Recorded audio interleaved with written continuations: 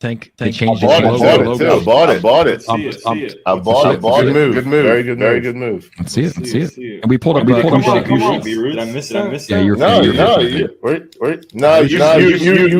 the original one. You heard the original one, and then they came back on. And then that's when you bought. I bought. Yeah. It's probably the best chart in crypto.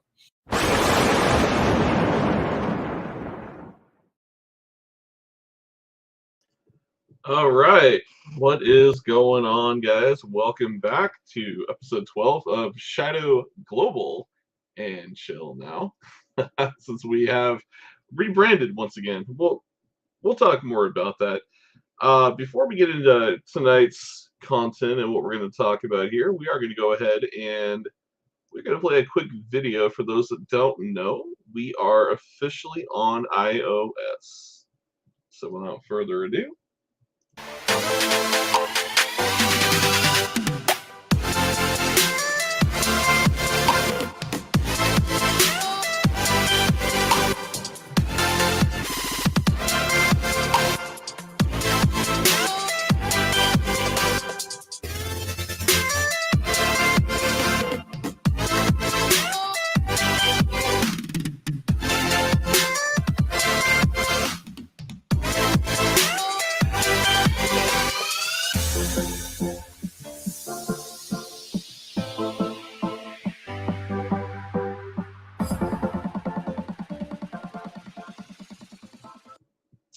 so just a quick video I wanted to play for everybody.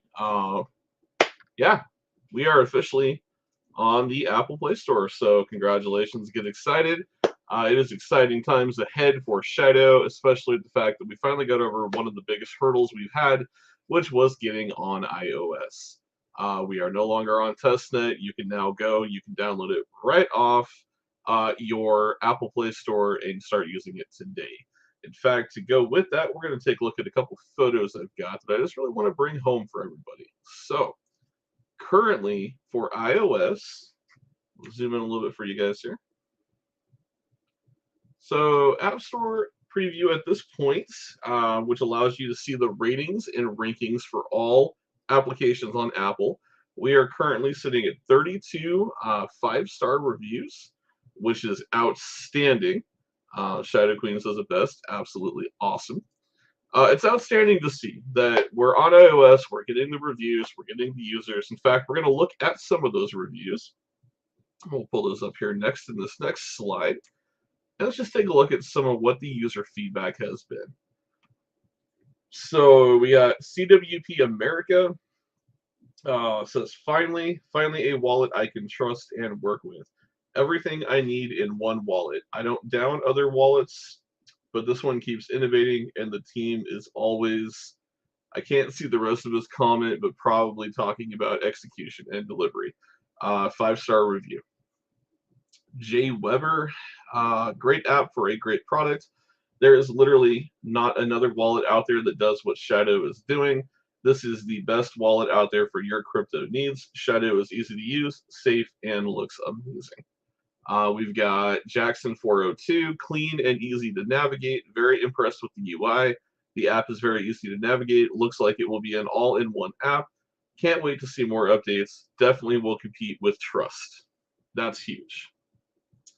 We got down here Shido X. Oh, sorry. JC123. Shido equals happy. Like the wallet.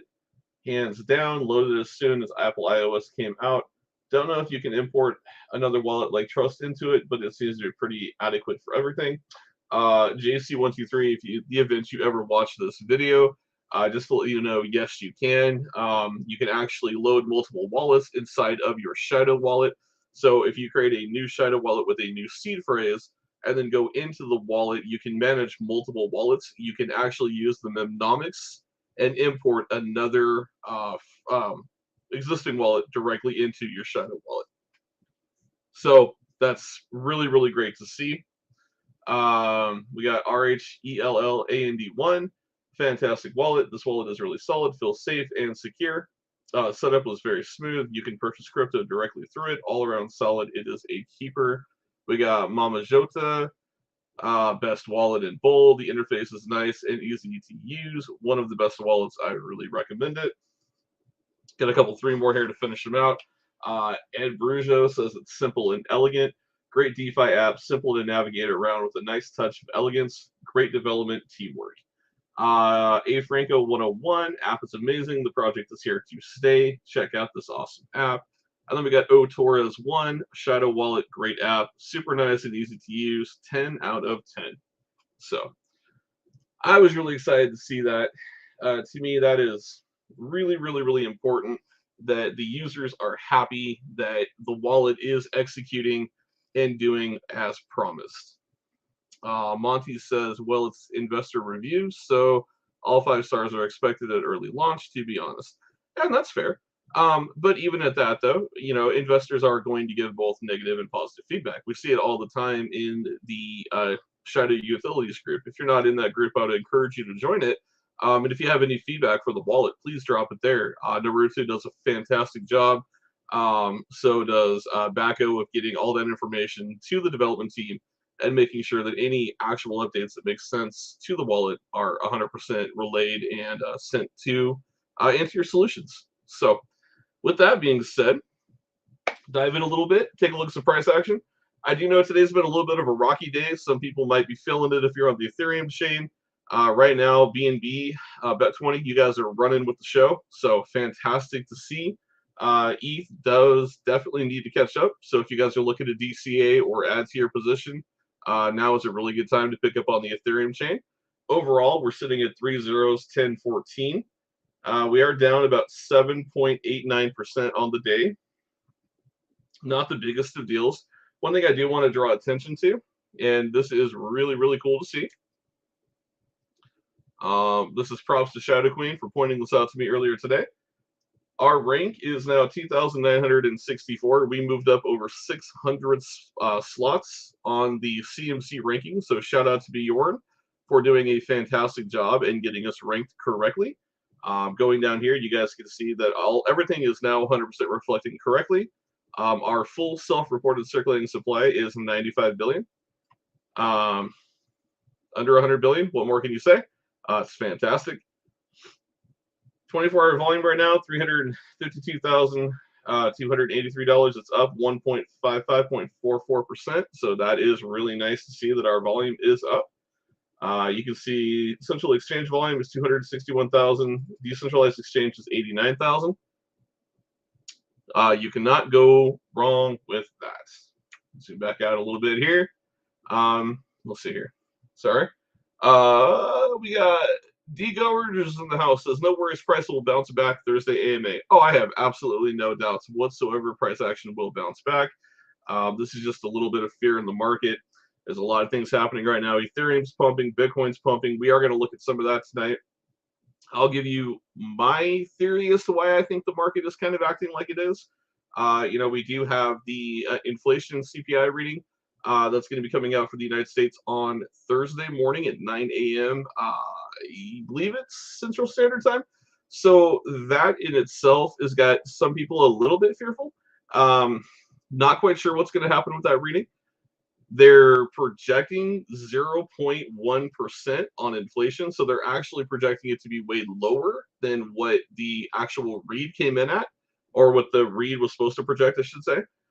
Anytime that there's a projection like that, that can cause some concern in the markets, because if we miss it, like let's just say, for instance, right, real quick here, we'll pull this over here, and let me just make this font ridiculously huge so you guys can see this.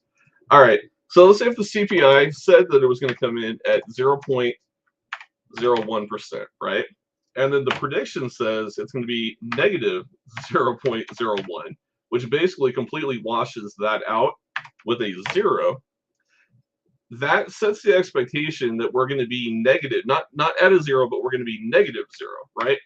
So that is a super bullish indicator for the markets, letting people think, okay, maybe Jerome Powell is going to ease up on, the base point movements, whether it's 25, 50, 75.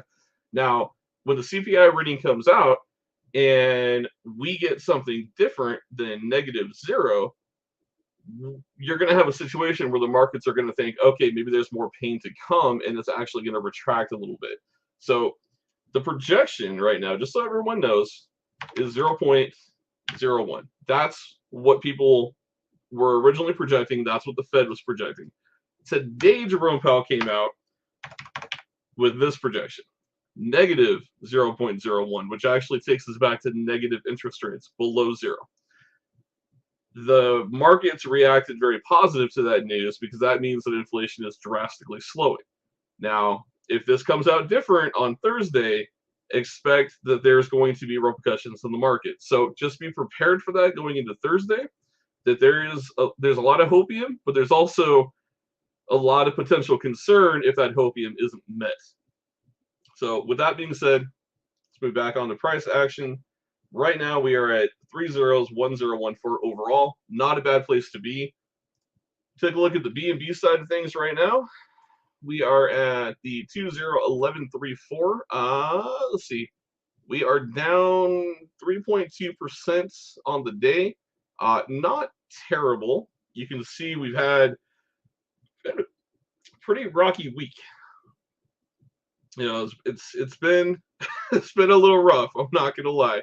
There's a lot of selling pressure right here. You know, we stabilized. You can see that next green candle opened a lot bigger than the previous, which was great to see. Now we are down here a little bit on the red. So we're going to see how the market reacts. We're going to see what happens here. Give me a couple seconds. We're going to go ahead and get Arno brought in the stream tonight. Hey, Arno, how you doing, bud? What's up? What's going on, my man? Can't hear you, brother. Can you hear me now? Get his mic figured out there.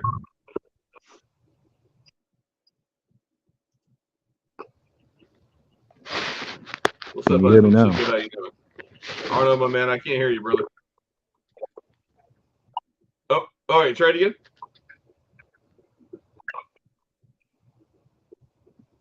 Arno, you there?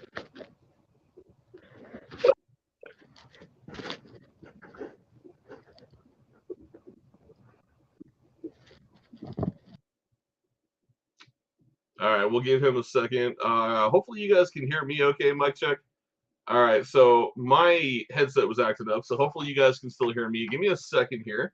Okay, I'm gonna fix mine, so give me one moment. I'll be right back.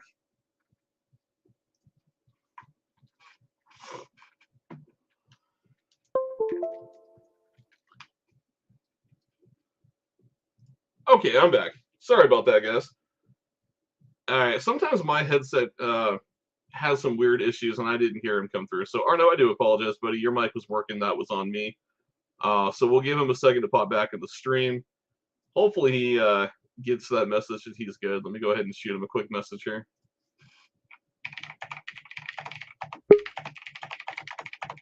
All right, there he is. Hey, Arno. Sorry about that, man. That was my mic, not yours. How you doing today?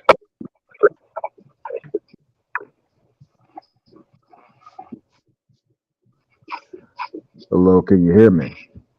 Yeah, it was my microphone, not yours, that was acting up, so I apologize. No, that's cool, man. Arno St. P here in full effect, How you been, man? Let's do it. Good. Haven't heard from you in a little bit, so I wasn't sure if you had plans tonight or not, but figured if you could make it in, we're always glad to have you. I'm 100, man. How you doing?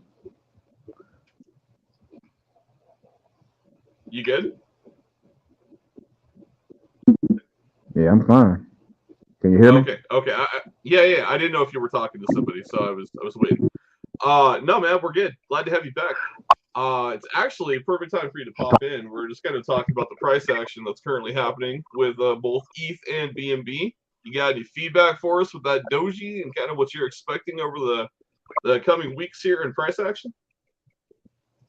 Love to always hear your analysis and what you got for us.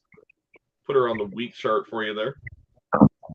I'm letting it develop. I mean, what I was talking about last time, that was a monthly pattern, so it's too early to call that right now. Okay. Gotta let it develop. Let me throw it back over on the monthly real quick though. Just for what we've seen over the last couple of days, it's been there's been a little bit of selling pressure, and so I know with you. The way you got your bar set up, it doesn't accurately represent what I'll be talking about. Like it's hard for me to really describe it to the people at home watching because you have your bars too thick, and then on top of that, you don't have the wicks properly. Okay. Well, It's hard. when we get no, it's okay. When When we get some time, we'll take a look at it together. I'll set it up kind of how you've got it, so it's easier for you to diagnose. Either way, I would say on the monthly chart, we're still looking super bullish. We're green stepping all the way up. Story short, that's what I was talking about. Long story short, though, what I was talking about in the last stream with Bjorn, that was a monthly pattern. So to go ahead and try to get an idea where we're only into the first full week of the month right now. So I think really it's going to have to be you're not going to really know how that's going to be until really I would say about maybe three weeks in, so we can really get some real good practice on what the month is as far as our volume. But right now, to be honest with you, based on how I've seen dojis perform before, it's pretty much. I mean, usually you start the month off coming in a little rough, and then because you had the indecision of the previous month, that upward momentum then has to take place later in the month, usually about maybe, like I said, about the third week where you get that uprise. Typically, Gotcha. But that's typically how that usually plays out. Okay. Provided that you had an uptrend coming into that month, which we had. If it was a downtrend, then that would change everything. Yeah, no, I just know it's we've started a little red this week. We've had some people that it's put some nerves kind of on edge, and the way the markets are kind of working. I was just talking about CPI and expecting the inflation report on Thursday, and I don't know if you heard the news on that or not. We were just kind of touching base on it. The original projection was 0.01. And then it was revised to a negative 0.01. So actually taking us back to negative interest, potentially being that inflation is coming so low, we're going negative. That is kind of spurring the markets to do some weird stuff, right? It's given the markets a lot of hopium, but there's also that huge kind of dark cloud that's hanging over there that if the inflation gopher pops his head back up, all of a sudden Jerome Powell could come back and be like, oh, no, we got to go much harder and much faster. We can't let that come back up. And then we could see a complete reversal of the trend. So, I know right now a lot of people are excited. BNB is pumping. ETH is pumping. BNB is sitting at $274.83 right now. I think Ethereum is still right around, $13.31. So there's a potential here for a nice little recovery rally, especially on the news of the CPI. There is also the potential that it could go horribly, horribly wrong if the inflation does come out higher than now this really low revised number that's come out from both the Fed and a lot of analysts that are projecting Thursday's CPI reading. So I don't know if you heard much into that or if you were looking into that or not. But I'm aware it's going to be interesting to see what happens in the markets on Thursday. I'm aware of it, but in regards to our unique situation, I stand by it. It's not. This is going to be a cryptocurrency and really a project that's going to be responsible for redirecting value. It's not going to be about people coming in. Like I said, my favorite saying: brothers and sisters holding hands across America with their crypto. We ain't going to be dependent on that. So, yeah, for the cryptocurrency market at large, yeah, it will play a role. But for this particular project, because of what it's going to be doing, I don't think it's going to have a real significant impact in terms of our long range future. And in terms of the short term price, I'm like, hey, I mean, the utility is not completely 100% flushed out, so you're going to have volatility. It's doing the token right now until we have actual utilization of what it's supposed to be used for. So therefore, to have any kind of assertion or belief on what the price is going to be in the short term, really, without figuring in the fact that utility is not being put into full measure, it would be a hot take, to say the least. I wouldn't. Anybody with shaky hands on the bags right now needs to take that in consideration. That's all I have to say about it. Yeah, what I was more referring to, not so much the price of Shido of our project, but the price of both BEP20, so BNB and ERC20 ETH. With the market volatility, we could see some swings. You could see some people freak out a little bit. We could see some buying. If the markets are going in our favor, we could also see some selling if people do panic based on what happens Thursday. So, prepare yourselves for a little volatility in the charts. But like Arno said, don't let it shake you out of your position, because that's the last thing you want to do, man, is let this little bit of fear, uncertainty, and doubt in the market shake you out of generational wealth. I believe it's going to have it's going to have an effect, like I said, at the cryptocurrency market at large. It will have an effect there, definitely, because people naturally speculate on ETH, BNB, Bitcoin, all your major players. But I don't think it's going to have a major effect on Shido in the long term. I mean, our market cap is so low. We can't our price floor is already pretty much built in. We're not going to fall much lower than what we are now. I mean, we're only sitting up here around 5.5 million market cap. I mean, most of the people that are here, we're about 5.5. Well, at least for BNB side, at least all sides together, I believe it's like 9 million. When you talk ETH into consideration.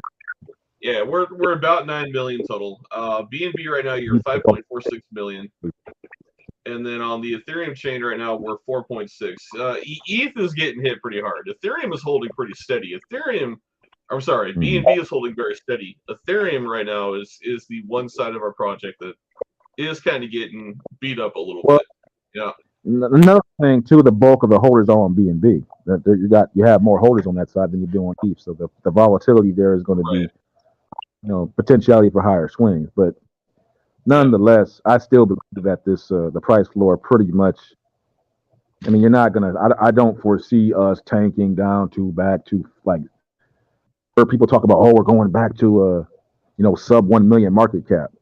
Listen, I'm not Nostradamus. Come on, let's be realistic here, man. Come on, man. 900K.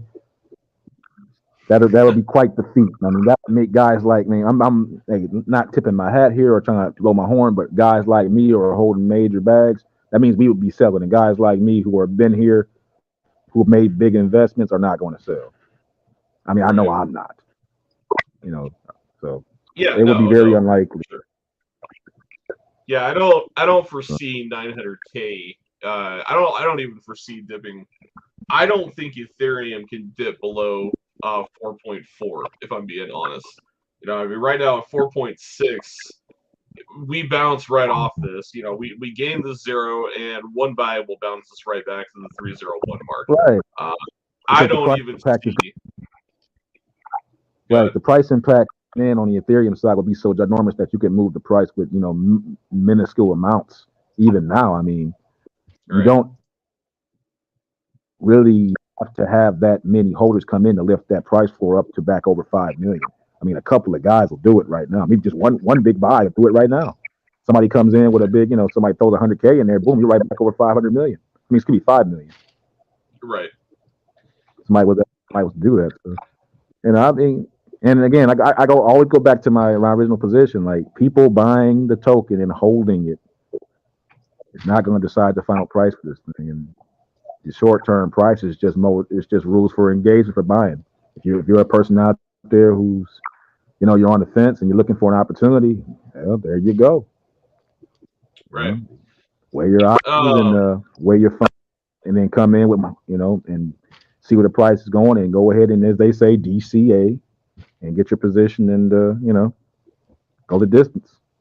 Yep, be happy with it. XRTP says, "Why would crypto crash on Thursday?" I did not hear what you said. I'm not saying that crypto is going to crash on Thursday. What I said is that the CPI, the inflation readings come in on Thursday. I think it's 9 a.m. Central Standard Time. That's like 7 a.m. my time. But the hopium, when the market projections came out, they were 0.01. Now they're projecting a negative impact, which has the potential. The market priced that in today and has been pricing that in for the last couple of days. That's part of why you've seen a bump in the stock markets. You've seen a little rally in BNB and Ethereum, and in Bitcoin, is because the market is kind of on that hopium trend. there is the potential that if we don't meet that expectation and we come in higher, we could see a pullback in all markets. Most undoubtedly will be hitting the stock market, but we still could see a little pullback in the crypto markets too. So just something to be mindful of, and that's where I was coming with that, is go into Thursday kind of knowing that there's a chance you're either going to see a relief rally start to happen or continue to happen.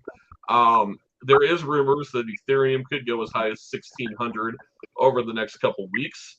That would be awesome. If we can get a 1,600 ETH, we're going to be looking at a $300 to $320 BNB, which would be fantastic. It'd be great for both sides.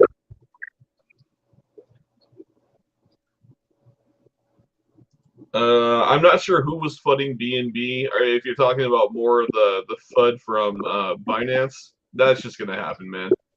But people want a price to buy in, man. Usually, when you see a lot of FUD coming from institutional money, it's because they don't want to buy in at the current price point, so they want to shake you out and buy in cheaper, which is usually a good indicator that we've hit the bottom and we're starting to do a market turn. So hopefully that is in our future and not another year out. But anyways, moving on from price action. Arno, did you get a chance to take a look at the new website? I don't know if you. Yeah, it looks great. I like it. It's bold. It's bold. Yeah. It's eye-catching. It is. Shido.io. That was a focal point of tonight's AMA. Is Shido has now embraced that global approach. We rebranded from Shido Finance to Shido Global, which I think is a really fitting name because it's exactly what we're doing, right? We're solving global problems in the DeFi space, which every step we take, it just is moving us one step closer to that real professional DeFi bank look. Like Arno likes to say, that cornerstone crypto appearance. And looking at this website, I wanted to go over it with you guys. Yeah, I mean,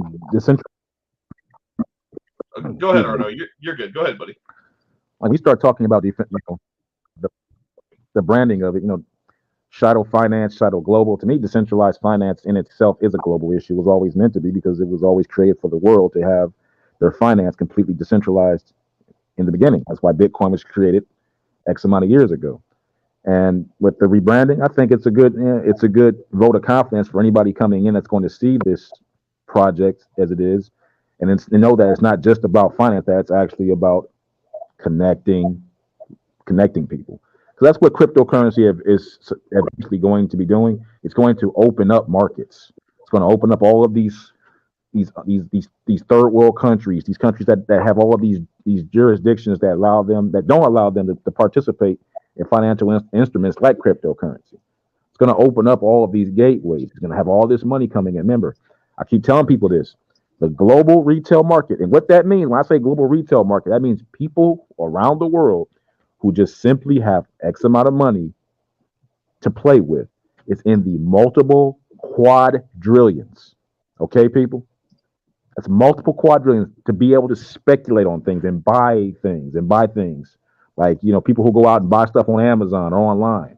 Well, that money could be used and put in crypto. That's a multi-quadrillion dollar franchise that's out there waiting to come into the crypto space, at least a percentage of it. This is why I've always said cryptocurrency market is ridiculously undervalued right now. Even at 800 billion.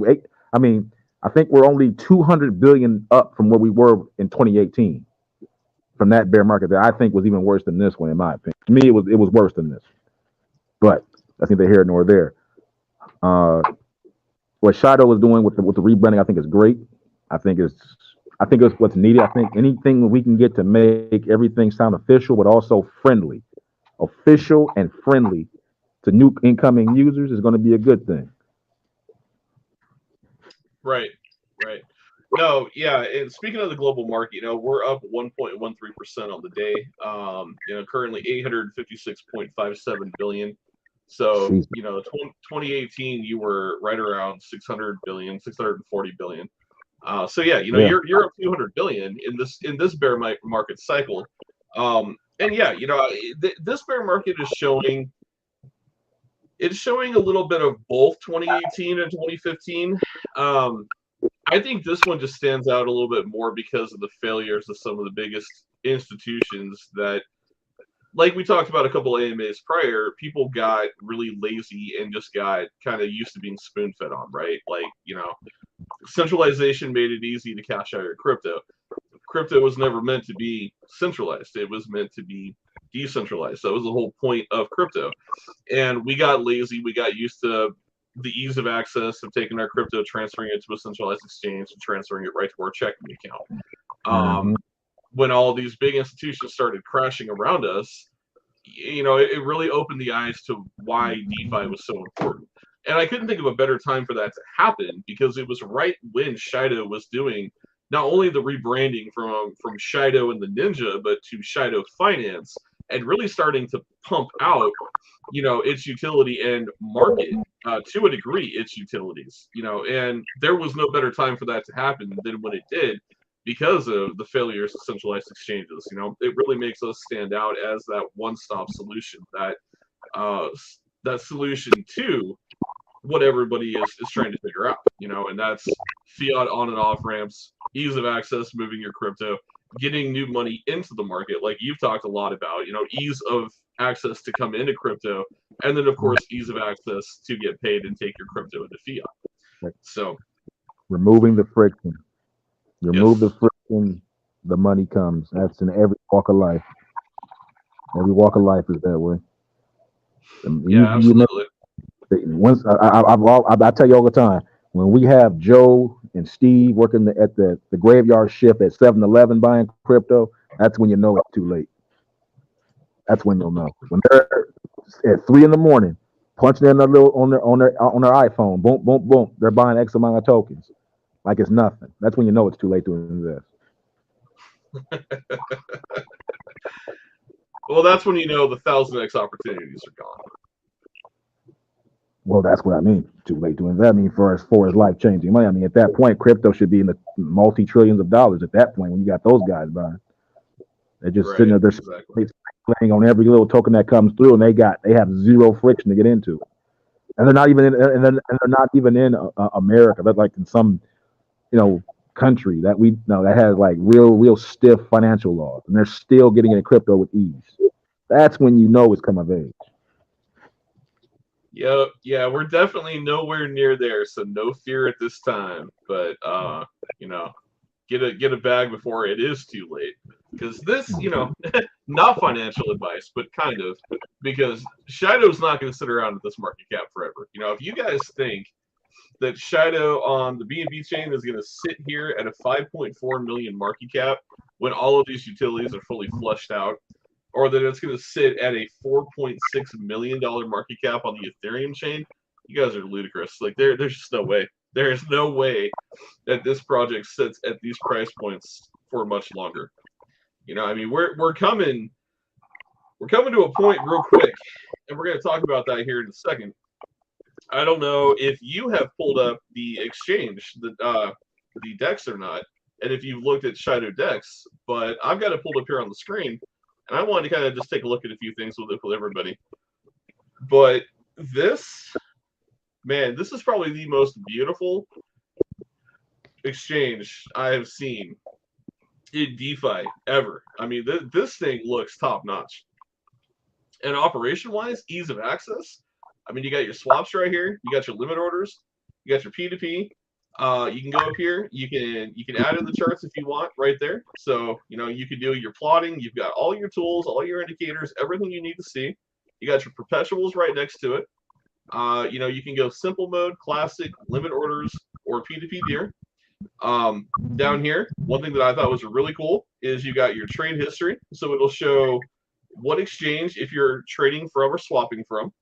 Your trade history, if you have any from any token you've purchased, all right down here, you'll be able to scroll down and see it. All the relevant data for everything that you're doing with your trades listed right over here in this window. It's clean, it's easy to navigate, and it makes sense. But when we talk about things like this, just comparison's sake, hold on, let me pull it up here real quick. Because I really think it's, we talk a lot about Binance, a lot about Binance. But I don't think a lot of people pull the comparisons. And I just kind of want to pull the comparisons here. All right, so this is Binance right here, right? Everybody knows this. Pretty straightforward, right? This is about as in-depth as a trading platform is going to get. And then we come over here and you take a look at Shido's Perpetual. And again, for anyone, that wants to draw comparisons, I'm more than happy to draw them with you. But you look at these two side by side, the in-depth trading right here. This is the Perpetual on Binance. This is the Perpetual for Shido. Look at the layout. Look at the design. You can see where the inspiration comes from. Bjorn and Shido, the development team, they're not messing around. They are trying to make this as professional, as in-depth, but also as easy to utilize as Binance. And I just find that super impressive. Like, I don't know how you feel about that, Arno, but they do say, copying is the best form of flattery. I don't say we're copying Binance, but we're taking what Binance did and saying, okay, this worked. Why make it look any crazier? Why not do exactly the same thing, but add our twist to it? And I absolutely love it when I see that. Well, because it comes down to this, like, how many ways can you make a buy order map? Right. No, I get it. Yeah, I mean, anyone that would use that as a negative I would say to you, then what are they supposed to do? Completely reinvent the wheel? I mean, that's right. Just someone I'm playing devil's advocate for someone who would say that would be a bad thing. Sure. If you were to say that would be you would just be nitpicking at something just to be nitpicking. It just comes down to this, that cryptocurrency's already been invented, and so is the order sheet. There's only so many ways you can make it. You're going to have your order being placed, and then you have your graphs, and then you have your buys and your sell lists, and then you have your depth charts. There's only so many ways you're going to represent that without being overly pretentious. I think what Shido has done is beautiful. They've kept it simple and user-friendly, and that's what you should be doing. Make it effective and friendly to the users coming in. We want Joe, Steve, and Bob at the graveyard shift using this. That's who you want. Because once they start using it, you've already got the big money. Once it gets down to those guys, you want everybody to be able to look at that thing and say, "Oh, that's simple. I want to get XYZ coin. Let me go ahead and swap into it. Boom, boom, boom. And now it's in your wallet, and you're gone. Right. You're gone." So Shido's done a great job, in my opinion. We're not going to go in depth into this comment here, but just for this viewer's sake, it looks like you guys are copying Voltichange. I just want to show you the difference here. Yeah, this is not funny Voltichange in any way. Let me see. Go ahead. Okay. You got copying Voltichange. Okay. Let me take this one. How you doing? What's your name, Wesley? Voltichange doesn't even pull up, so I don't know about that. But hold on, I'll find it right here. You go ahead and you can address them. I'm going to find their swap. I can easily have a conversation about this right now. Go right ahead. Go right ahead. Wesley, how you doing, Wesley? Let me go ahead and say this is in no way derogatory towards you, but Voltichange and Shido couldn't be any more different, my friend. I'm going to explain to you the reasons why. Wesley, what Voltichange is a multi-call swap database that alleges that it can burn tokens for you at a high rate. What that rate is unknown. You have to go into the blockchain and see what that rate is. But in no point in time are you able to trade in between Ethereum and BNB. It is not a cross-chain swap.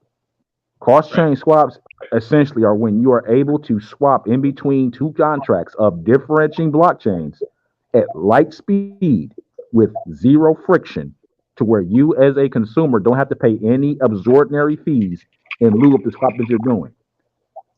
This would be known as wormholing. You see, if you were to do that with Voltichange, You would have to buy the token on the Ethereum blockchain, get it in your wallet, and then wormhole it over to the BNB side if you want to trade on the BNB side. Those are So extra. Let me finish. Those are extra steps that you would have to do to take advantage of arbitrage between both chains. With Shido chain, you won't have that. There will be tokens on there that you will be able to swap between ERC20 and BEP20. That eliminates that friction, my friend. no, that very articulately well said. I just wanted to throw it out there real quick. There is no similarity between this and this. You're talking right here, and this is not to talk down on multi-change, but this is to draw clear to you there is no similarity. You do not have a perpetual. Shido has a perpetual built right into our DEX. It's right here, right there. Right. There's our perpetual system right here. 200x lending with a deep liquidity provider. This is not something that multi-change offers. Go ahead. So Wesley, I hope that clears that up for you. A multi-call DEX. I mean, that's essentially what Pancake Swap is. If you go to Pancake Swap, you can see it has multi-call functionality right now. Yeah, I'll pull the difference between a cross-chain. Remember, you have multi-calls, and then you have cross-chain swaps. Multi-calls simply give you the option to switch between chains at that DEX. A cross-chain allows you to swap in between both chains indiscriminately, whether you're going from BNB to ETH or ETH to BNB with any token, functionally removing the friction of having to wormhole your tokens over to that other chain to take advantage of arbitrage situations. That is the crucial difference between the two, my friend. Yeah, and to show the different modes, see here, Shadow Queen asked us to show that on screen. So this is your simple mode. So if you just want to do trades, cross-chain, swaps and trades, right here, you just go simple mode. You want to go to classic mode, here's going to be your classic mode, right? Just like where I was just at, you got your chart, you got all your tools, all your indicators, you got your limit orders, P2P, and your swapping, all right here in front of you. And then you go down here, you can go strictly just to limit orders. That's what you want to do. Right here's where you can put all your limit orders in. You can go right down, and then you can go strictly to the P2P deal, which is right here. Most people are probably going to be in classic mode, just right here, straightforward, allowing you to utilize this and do everything you need to get done. If you want to swap to the perpetuals, it's just a click of a button right here on the top, and then boom, you're in the perpetual. Now in the perpetual, again, we tell everybody this is not for novice investors. This is not for somebody who has never done perpetual trading. You got to be comfortable with longs and short positions. Arno knows you got to be comfortable with this. You got to know what you're doing. But if you do know what you're doing, you can get in there and you can make a lot of money. You know, and Wesley, perfect way to put it, man. Everybody is going to make money in the bull run. There's no competition. The more DEX, the better expansion of crypto. Absolutely, man. Mass adoption is where it is. So, yeah, no, dude. Just we just want to be clear. There's no similarities to multi-change whatsoever. But no, dude, I agree 100% with you. Yeah, I agree too.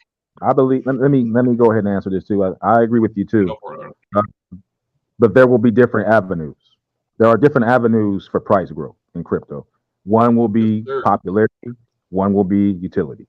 Which road you choose will dictate the road to prosperity on those roads. Some will take longer time. Usually your utility-driven tokens will take the longest time. But when they get there, they're a little safer to hold long-term, especially when you start talking about utility tokens that facilitate people coming in and actually getting their hands on other tokens. Right. Then you have popularity tokens who basically go out there and almost insanely list themselves on any exchange they possibly can in order to get as much exposure when said bull run does come. The difference is with that, you'll have to call the top. I'm being straight up with you. Tokens like that, like what Shiba did. Shiba, people made a lot of money, but if you didn't call the top and you bought at a certain position, you're probably still holding. I say that rhetorically, not saying you, Wesley. I'm just saying anybody in general. If you bought at a wrong position, you would be still holding that because you didn't call the top. Right. You would have to be saying that about other tokens, like say if you bought the bottom of, and I know I use this as an extreme. Say if you bought Solana at the beginning, even with the dump that has taken place, you're still up because it's a utility token. If you bought Avalanche, you're still up. If you bought Ethereum at the bottom. You're still up. These are utility tokens that are at the firmament of facilitating options for people in crypto, not only for buyers but also developers, which is huge. I can't stress that enough. Developers having to have the token to order to do business is a big deal because you basically create an inescapable price floor because they have to have the token to be able to do business daily. It's like having a strip mall, people buying land or buying land or buying a place to set up shop in that strip mall. Every single day, as a owner operator, you're guaranteed, no matter how well the strip mall does individually with each business, they still have to hold that token.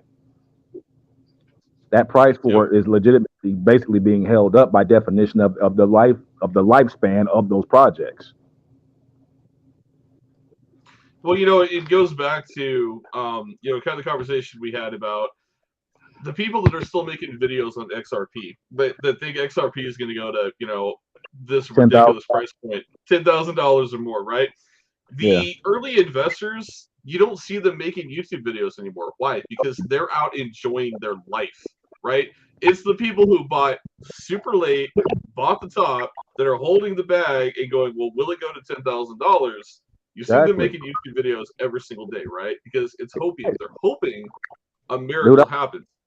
I brought that to you, to everybody. I've been following that story because I was one of the guys that could have been there.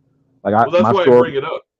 That's what my I got into crypto through XRP because of because of what they were going to be doing, and I was what I would like to call. I have a rating scale for buying position, as you well know, Valhalla. I have my you have your first vibe, which is the one you want to be at. Then you have your sloppy seconds, which ain't bad. Sloppy seconds ain't bad. It's funny to say, but it's not bad. Then you have your thirsty thirds. It's not what you want, but y'all take it. Then you have your filthy fourths. Then you have your fatal fifths. Now it's getting bad.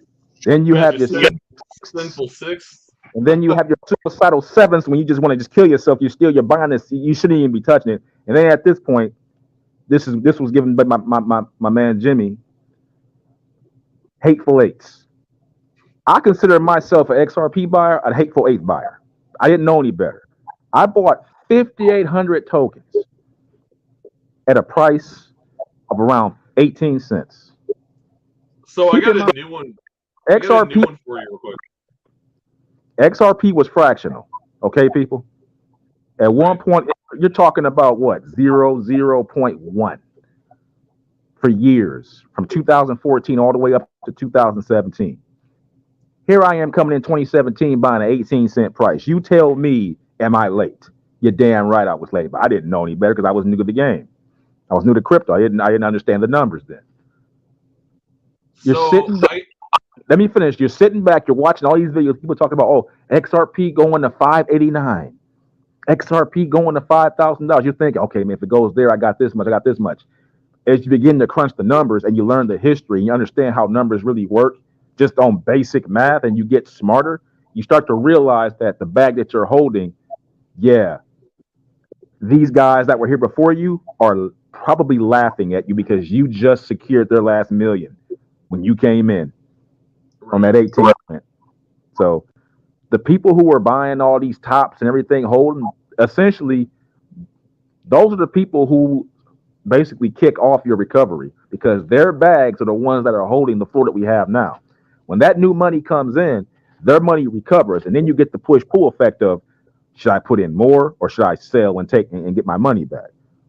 This is what leads to a bull run, typically, from people holding bags so long, and then they see their money come back so quickly, they think, okay, should I sell? Should I hold?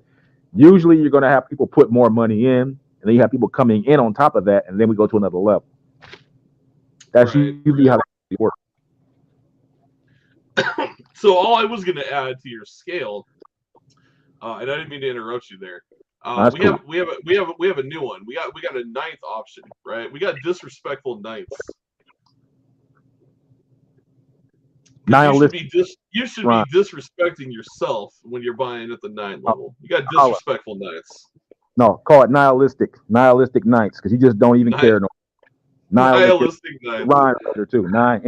Nihilistic ninths.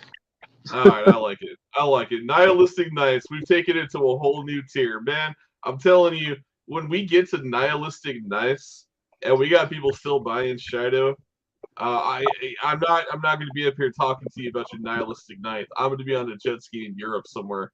So I wish you all the best with your Nihilistic Knight. I'll be straight up honest right now, and this is just me, honestly. We are officially in what I would like to consider, based on the price action we had now, even with the pullback, I consider this to be thirsty thirds right now. Yep. This is thirsty thirds right now. This is how the price has risen. If you go back and look how the price has risen over the last 6 months, it's kicked ass.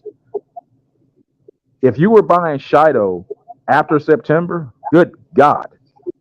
If you look back like, man, you could have been in here, here, and here. I myself consider myself fortunate to get in where I got in at. I consider myself fortunate to get in where I got in at. And I got in after you. I know, man. So, yeah, the price has moved. The price has moved. Just came in the last 6 months. I just came in and dropped the goddamn hammer and was like, nope, all in. I got to make an impact or I ain't going nowhere. So it was a drop the mic moment, make an impact, and splash around the small pool. Hey, man. I've always said this. Price impact, you can talk about, how much token you have or something like that, but it all comes down to this. When did you get in and what's the price? Because you can have a guy who puts in $1,000, excuse me, let me do this. A guy who puts in $10,000 today versus a guy who put in $1,000 6 months ago. The guy with $1,000 is winning. Yep. Yeah, you may have the guy with 10,000 put in more. Yeah, sure, great. But guess what? His $1,000 is worth $100,000 right now. If you did that way back in April. Yeah, unquestionable. It's all about that price impact. It's when you got it. I would much rather be a guy who put in $50 at the bottom than be a guy who comes in and put $10,000 in late. Any day of the week. Any day of the week. Well, I wanted to touch on one thing here, since we're still talking about the decks. One thing Brodian brought up. So everybody knows, Shadow Dex is actually aggregating the liquidity from 20 different decentralized exchanges. So basically what that means is we're giving you the absolute best price. And this is something that, again, is very competitive for Shido Dex. And I don't know of any other decks that does this. Now, if there is one, I'll stand corrected. But to my understanding at this point, I don't believe PancakeSwap or Uniswap does this. They just give you the price it's there. Buy it or take it, right? Buy it or walk away. Shido Dex is aggregating through 20 different dexes to find you the absolute best price of whatever token you're trying to buy. That is pretty damn groundbreaking. These, again, are the small details that I think a lot of people forget or might hear in the AMA, and they don't actually truly understand how that protocol works. Makes you a competitive trader in a very aggressive trading world. I mean, the ability to get on-demand pricing, accurate pricing in real time. If you're looking to be a day trader, this is the place for you. Oh, yeah, absolutely. Right now. Yeah, so, and not to mention that as well, but, we go back to the 30% of every transaction that's going to get burned once this goes on mainnet. And a lot of people also forget about that very small detail. 30% of every transaction, every single transaction that takes place on Shido Dex, whether it's either weekly or monthly, Bjorn has not disclosed what that's going to be yet, will buy back and burn Shido token. It's going to be weekly. Okay, if it's weekly, there you go. Every week, 30% of the total liquidity from the Shido Dex, 30% of that is going to go to buy back and burn the Shido token. You're talking about a token that's under 100 billion in circulating supply. And that's already a tiny supply. And now you put the pressure of a 30% burn on top of that. Hey, man, I've already done a little math on that. Even if you were just doing 300,000 a week at the price it is right now, you're talking about I believe that would be 3 billion tokens burnt off a week. Are you kidding me right now? Yeah, because $300,000 would be the price to get one. Bro. 100 grand is about what 1 million Shido was worth right now. Yeah, that's right. All right. So you're saying 3 billion a week, right? So let's go. To start now, you have to then if the price rises, that 300 grand has on token supply, but that's also good because the price is rising. Right. That's also a good thing.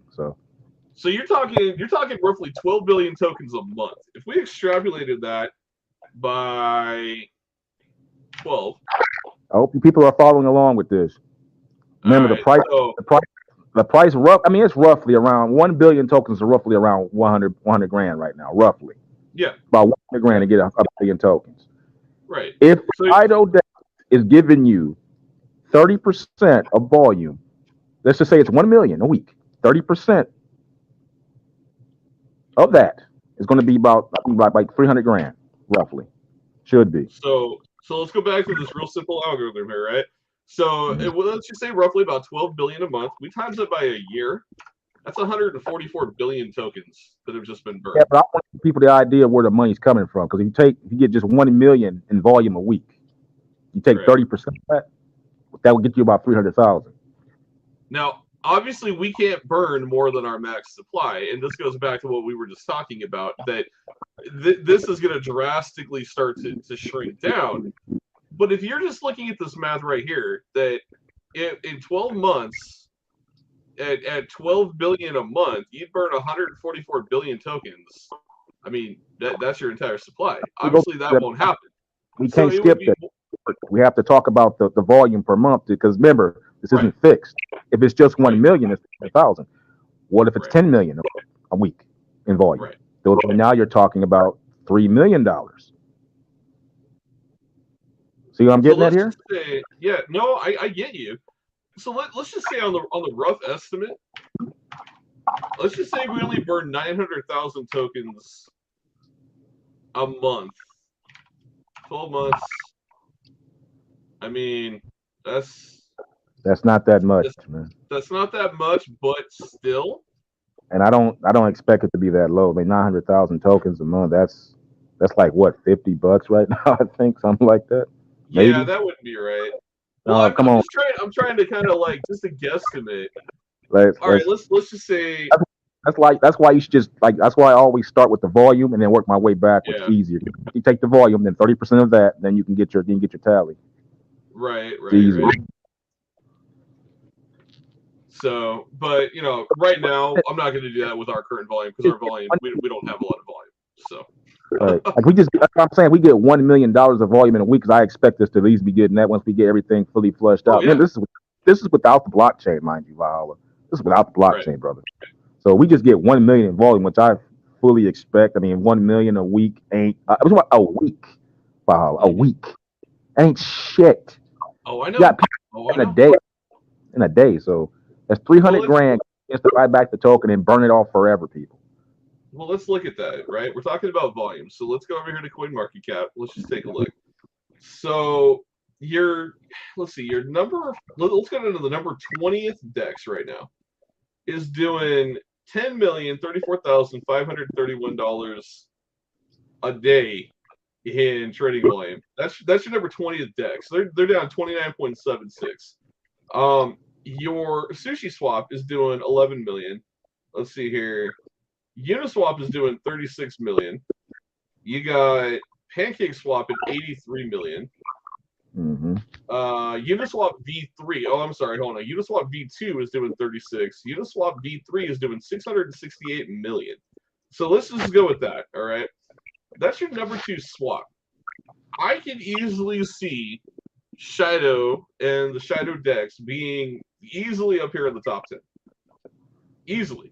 With the Perpetual platform, the limit orders, the aggressive protocols bringing you the absolute best price, searching out the top 20 DEXs to bring you that, I can easily see us up here in the top 10. So with that being said, in a bear market, your worst one in the top 10 is doing 36 million a day. So we go back to what Arno's saying here. When I say $1 million, I don't mean like volume. I mean revenue. Remember, 30%. revenue goes to buying. I'm talking to people at home. 30% of the revenue goes to buying back the token. It's not the volume. I say 1 million, it would be 1 million of volume, and then 30. Remember, it's the tax gets applied to every transaction, and then if we were to get $1 million of revenue, 30% of that will be used then to buy back the token. That's what I'm getting at, people. Everybody's clear. Yeah, no, good clarification. All I'm saying is either way, no matter where we are, with what this DEX offers, this is easily a top 10 DEX. When it's fully fleshed out and running, I would be shocked to see it anything less than the top 10, especially with what it offers. And again, going back to the Perpetual, I mean, we can point this out over and over and over again, guys. And I want everyone listening to truly understand this. I don't think a lot of people understand just how difficult it is to get a lender that's willing to allow you to offer 200x lending positions.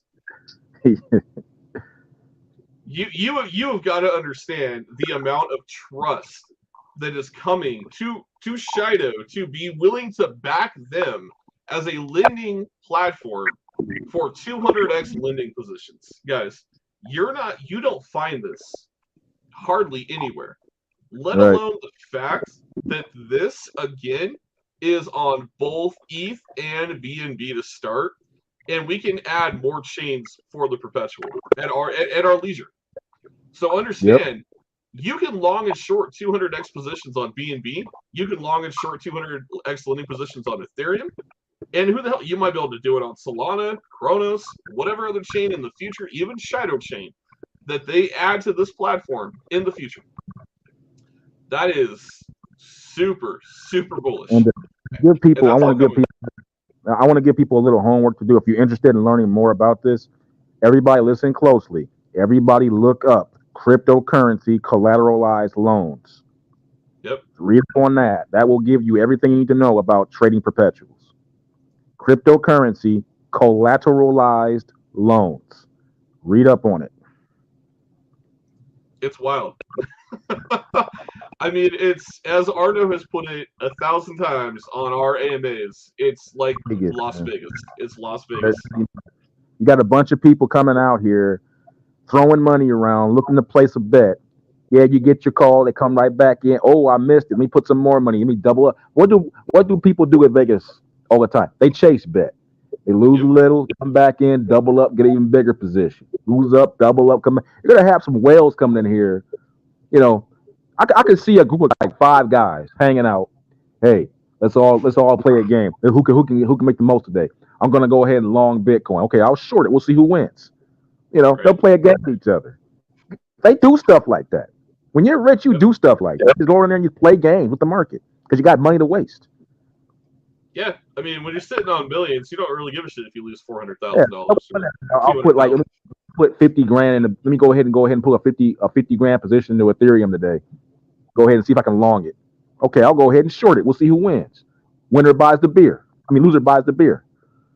You know, stuff like that. They do stuff like that. So trust me, people. People have no idea how big collateralized loans are going to be in crypto going forward. Because you're gonna, like I said, you're gonna have average people coming in here taking long positions, looking to hit it rich. It's like betting on a boxing fight. You coming in, what's the odds? They come in, they put their bet. Oh, I think it's gonna tank today. Well, let me go ahead. You're gonna have people going out here doing, not financial advice, but people going out there getting a bank loan, coming into crypto, and then trying to short or long something, looking to make a quick million. That's a possibility. People will try to do that type of thing. I wouldn't encourage it. I wouldn't encourage it, but you'll have that.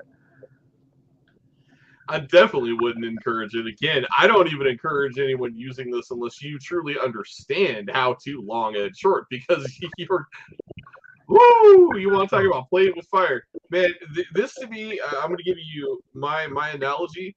This is like going up to a rattlesnake and trying to give it a nose boot. It is, if you don't know what you're doing, you're going to get bit. And if you don't know what you're doing with perpetuals, you're going to get roasted, because the beautiful thing is that this they have to do is come in. You have your wallet, connect your wallet. Boom, you want to go ahead and put a position on this crypto up to this limit, and then if it hits that limit, you win. I mean, essentially, that's what it is. I mean, you're just trying to hit a number. Right. You're just trying to hit a freaking number, whether you long it or shorten it. Yep. So it makes it easy for the average guy to come in here and just really take all the chances he wants, and you can just leverage that some bitch all the way up to 200. I still stand by, man. Do some research before you start doing it. Like, I look at it and I'm gonna do some. There's gonna be some homework before I play with the Perpetual. But I love that it's there. I love that it's there, and I love it's an option. Collateralized loans. Look it up. That'll teach you everything you need to know. Yep. Oh, and the other cool thing here too, the option. In fact, give me a second. Go ahead and I'm gonna link up my wallet real quick here. We'll play with this a little bit. Hold on. Let me. What you gonna show off? No, I'm not gonna show off my wallet by any means, but I'm gonna just take a look at the in-depth part of the decks. I ain't loaded, man. I'm like everyone else waiting to get rich. I ain't got nothing to show off. Gonna show off your $500 million worth of assets that you compiled over right? the years. Shit, I wish. I was sitting on $500 million in assets. You think my ass would be sitting here with you right now? Oh man, I feel. I don't know how to take that, man. I thought what we had was real, man. Would you be sitting here with me if you had $500 million on assets? Let's be real. I ain't gonna front. All right. So I want to show you.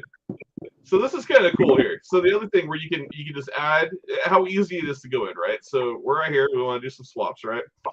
We're going to go in here to add our token. So let's just say we want some Shido on this side. Boom. Boom, boom, boom. Where are we at? There we are. Boom. Add the token. Click it in.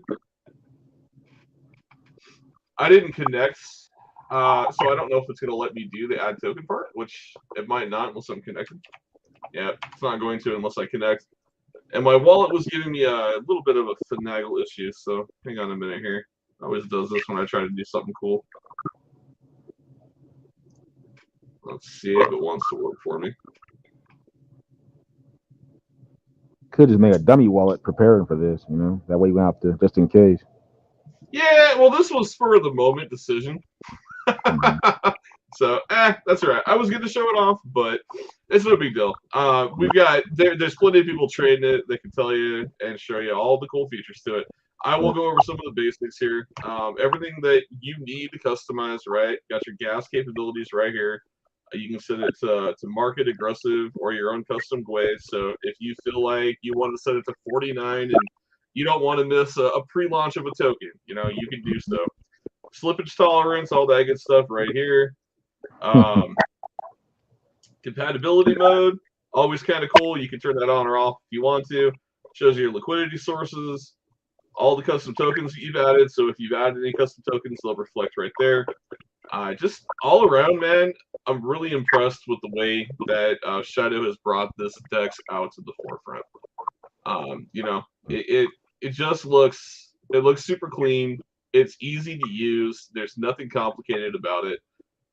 I'm excited for it to go mainnet, and I have a feeling that's coming this week.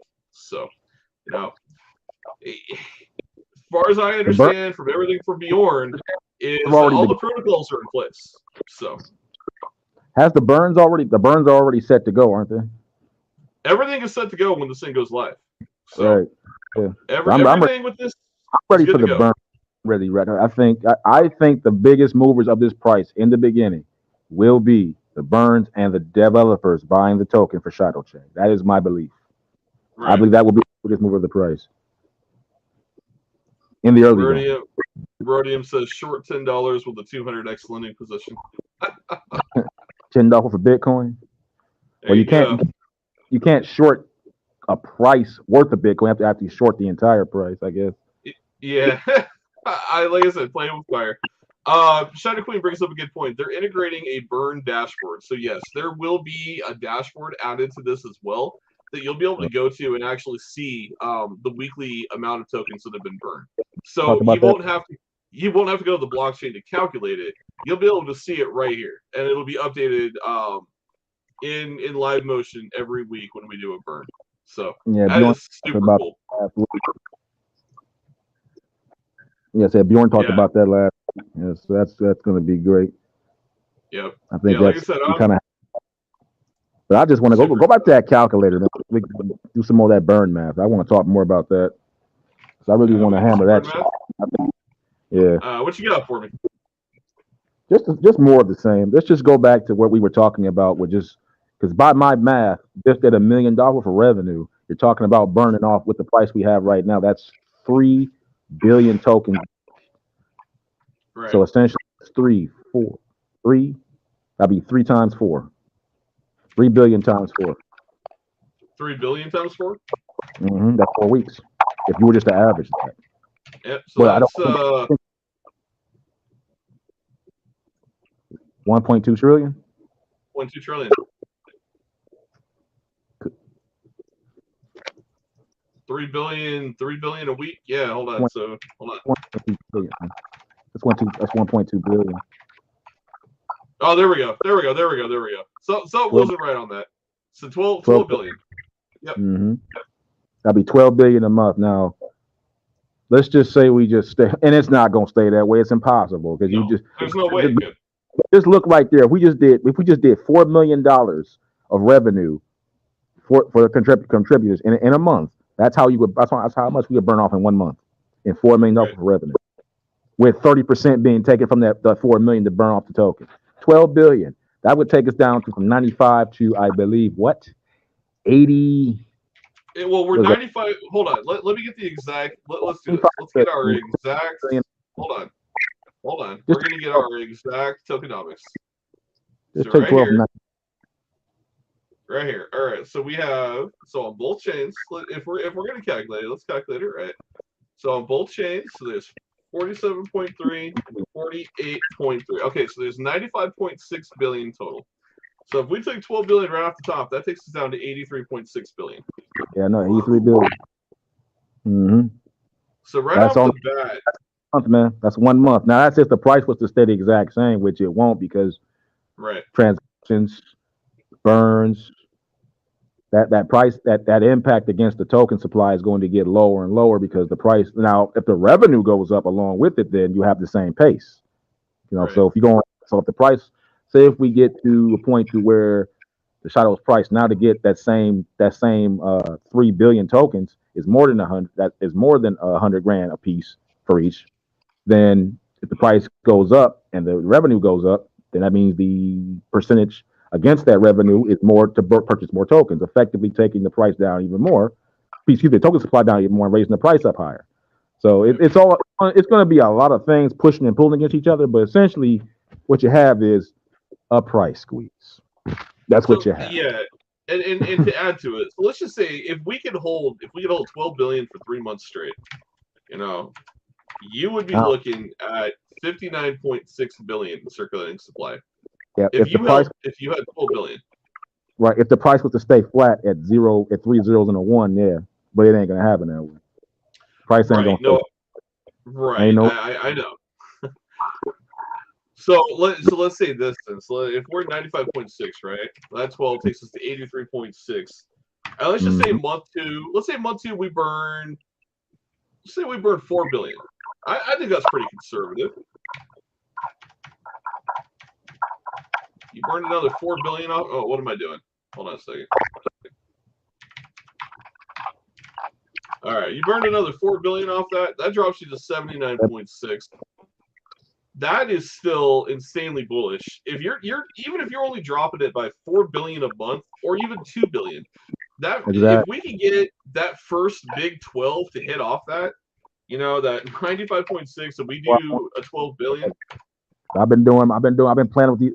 Hey, listen, I've been having some fun, but I've been doing a little math in my spare time, and these because I listened to what Bjorn said last week that we're gonna be doing this weekly. You're telling me we're doing this weekly, and we're doing it this much, then this is what you can expect. Because I expect these people to be doing at least, in terms of revenue, at least anywhere between $500K to $1 million a week. Right. I don't see how that wouldn't happen. Now, if we do better than that, then a winner is all of us. I would love to see us come out the gates doing 10 million in revenue. And having $30 million to throw in the Shido off the bat. Because that 12 billion now becomes 120. Right. Well, we couldn't burn 120 billion, so I mean. Wait a minute.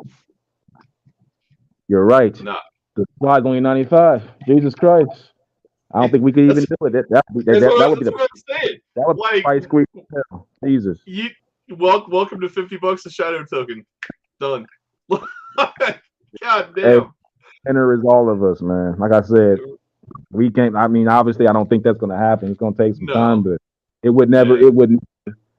It would never even have the chance. I mean, the moment it would be like touching it. Like it would be like touching an electric line. You wouldn't have a chance to pull away. Once you touch it, you're done. Exactly. It just goes. Just go get. It's lit. It's lit. Conservatively, man, I would love to see around this. That's what I'm saying. Yeah, about 1,300,000 to contribute, and then you're off to the races on that first month. So conservatively, I'm thinking I'd like to see within 12 to 24 months. I'd like to see us take that bitch down to around 57 billion in circulating. Man, I think it's going to get there faster than that because remember, developers are going to be buying this up like the bushels for transaction on proof of staking. I'm just saying, if the total circulating supply of Shido, both BEP20 and ERC20, was 57 billion combined on both chains, do you imagine that price squeeze? Well, if it was combined, you just did what I just did. You just made the supply bigger. Remember, if you did both chains, that means it's 57 on each side. Means it'll be more than 100 billion. You just did no. What I'm saying is, because the way the burn's working, he's going to burn on both chains, right? So if he dwindles both chains supply down to equal total of 57 billion, he's going to burn on all three. Remember, you're going to have ERC, EP, and then Shy. Right. Well, I guess what I'm trying to say is if we could get the total supply from 95.6 to 57, that is a massive price squeeze. And that's where I'm getting at. I think we'll get there a lot faster because of the burns and the devs coming in buying the hell out of this, and then the migration of tokens and the burns that will cause. Right. I think it's going to be. Remember, it's going to be a 1-to-1 conversion rate, so you're effectively taking those tokens off, putting them on Shido chain, and the devs will be doing the same thing. I really think it's going to be. I think those devs are going to come in. They're going to come in like gangbusters. You're going to be seeing massive buys. I can't confirm this. It's just my opinion, but to me, if I was a developer and I'm looking for new fertile ground to develop my project, I want to get as much of this stuff as I possibly can so I can have transaction priority so I can be the top dog on that blockchain. Just me. That's just me thinking. Just my opinion. I can't confirm or deny this. I don't know what the guys have in the background, what they talk about with devs or anything like that, but historically speaking, developers usually, when they go to a new blockchain, they usually go there and they acquisition. They acquisition a lot. They got war chests and they ain't afraid to use it. So I'm going to bring this up real quick. Apparently, there's somebody that was flooding Shido on CMC because of our token sniffer score. First of all, you can clearly buy and sell, so that part of your FUD is ridiculous. The second part, though, just to bring this up here, okay? So he's flooding the Ethereum contract because the score shows 0 out of 100. Well, let me break this down to you, okay? So the audit score is a measure of how well the token meets the criteria for quote-unquote safety. Okay, first of all, Shido's going nowhere. We've already proved that. All LP is locked. LP tickets are burned. LP can never be touched. This project can never rug pull. It can never go anywhere. So honestly, this is just what you're saying is propaganda, but I'm just going to walk through it anyways. Automated scanners like this one are not always completely accurate. There should be your first giveaway. Okay, so this score changes. It will fluctuate. I can pull up Volt Indies, and it's probably going to have a terrible score too, because these constantly change. Now, a token with a high score may still have hidden malicious code. The score doesn't mean anything. The score is not advice and should be considered along with other factors. Always do your own research and consult multiple sources of information. All right. Results are regenerated every 5 minutes. I think these smell test scores should be stricken from the crypto vernacular. I mean, I've seen so many tokens down the pike with 99 score ratings and complete shit tokens. Well, I can speak to it.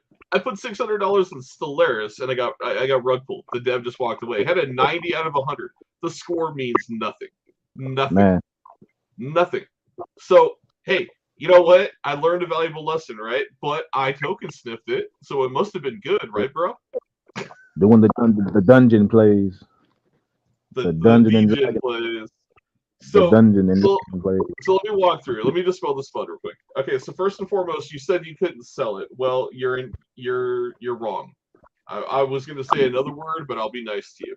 Token is sellable, not a honeypot. Let's go back to the charts. If you couldn't sell it, there wouldn't be these red candles. Okay, so first and foremost, you're wrong. Go away. There's no reason to say you can't sell your Shido. You probably have your slippage set in correctly, or you probably didn't have gas for your ETH fee. Like 90% of uneducated investors that automatically think, oh my god, but there's no wrong with the contract, you can sell. No, you didn't have gas, or you didn't do it right. Buy fee is less than 5%. Okay? These two right here are flagging your score. Now, these are good things, because we're going to a 0% token. Okay? 0% tax. Obviously, our goal is to get listed on a few, not every centralized exchange, God help us, but a few of the top 10 that we actually want to be listed on, one of those being Binance. So, obviously, with that being known, Binance doesn't list tokens that have a buy and sell tax. They like 0.0. There's a good answer as to why we're going to 0.0. Ding, ding, ding, the light bulb hits. Now, your sell fee is 6%. Your buy fee is currently 6%. These are being lowered as our utilities come online and as our revenue replaces the need for taxation. Like all tokens should learn how to do that, because 12 and 12 is ridiculous. Well, let's replace the word learn with educate. It's a character to want to do that. Right. I still think you should go educate yourself a little bit on what you're reading. Contract analysis, verified contract source. Source does not contain a fee modifier. Of course it doesn't contain a fee modifier. The source code contains a function which can modify the transaction fee. Of course it does, because we're going to a 0% tax token.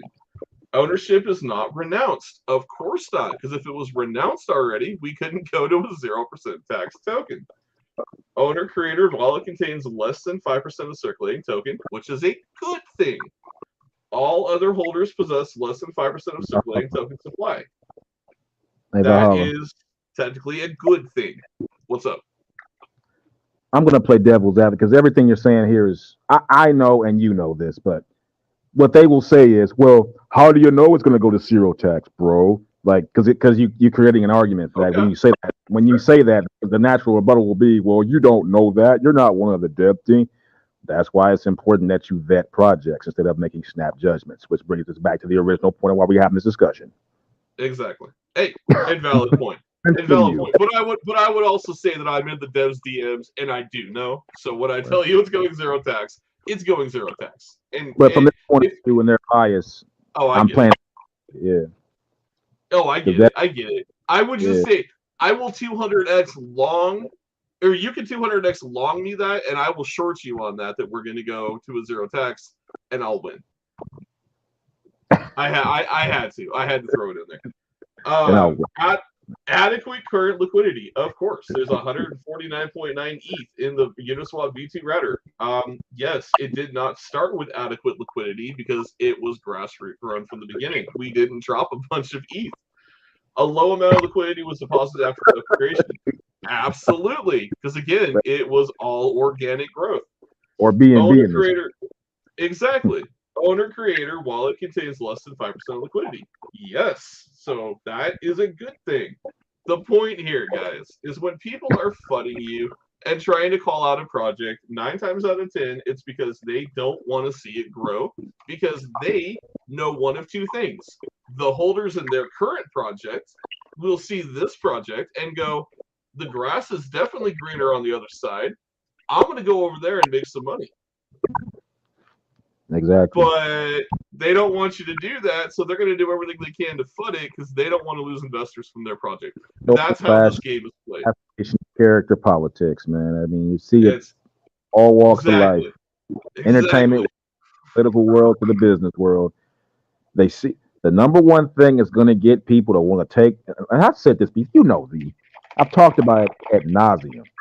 Projects that are utility driven are boring. The average person doesn't get it because most 9 times out of 10, it's the first time you even come in contact with the tech to begin with. Most people don't know what perpetuals are. They don't understand the need for decentralization. So when they hear all these lofty, big ideas getting thrown around, it's a bore fest. They want to see price action. They want to see snazzy stuff. They want to see good-looking people talking about good things that they want to hear about. And when you ain't got that going on, when you got some guy in the middle of freaking Switzerland on grainy film talking about programming code in the middle of the night by himself on a video on YouTube with 5 views on it, it ain't gonna turn no heads. It's just a fact. So when you get these type of projects that when you get people let me finish. When you get people these projects that have people ingrained with these snazzy ideas, it's important from their point of view to not educate people on the finer points of what makes crypto valuable so they can continue to manipulate them. Exactly. This is why you see people come snap on stuff like this without understanding what it truly means. I love Rhodium. He says, fully doxed team and registered company. How the hell they rug us? Amen, Rhodium. Hold on, he says, Valhalla, there is very important point. The reason we do not have adequate liquidity in the beginning because we did not have a mint function. Absolutely. Almost all projects that have adequate liquidity, they mint. There you go. And I wanted to pull this up. And again, I'm not trying to FUD volts, but I'm going to pull them up and use them as an example because they're one of the biggest meme tokens. So when you're talking about scores, okay, well, there's the contract for Volt Inu right there. You can see it. I pulled it right there, right off the Ethereum blockchain. I'll even do it again so nobody can say I'm trying to, not pull something accurate. And we're going to go right there. We're going to drop it in. There it is. We're going to regenerate it. Volt Inu has a score of 25 out of 100. Okay. Again, this score is garbage. It doesn't matter. It does not articulate the value of the project or of the dev or anything. It is just what Token Sniffer pulls up. So don't let this scare you. It's what we all talk about. Do your own research. Let's screw all the damn technical talk. They got you're staring down a 13% tax going either way. That's double what Shido has right now, +1. If you got any question, they ask if they were just at 120 million market cap. Why the hell you need a buy and sell tax at 120 million market cap? Why would you need it? You've already made your revenue. Yeah, and again, I'm not trying to bash Volt. I'm just pulling that up as an example. These are man. If you want to bring it up, hey, I'll give them the real of it. Let's just narrow it down. If you start talking about sale tax, one has this goes for any token. It's not just Volt. If you got a 13% sale tax, and then you have 120 million market cap that you've reached, and you still haven't relinquished it, those are the questions you have to start asking yourself. Why haven't you relinquished it? You've clearly made your revenue for your marketing and your treasury, which more than made like 10 times over by virtue of your market cap being 120 million. Shido hasn't even gotten that, and we're not even half that. And we decreased the sales tax in the last 3 months. Yeah, we were 8% and we dropped it all the way to 6%.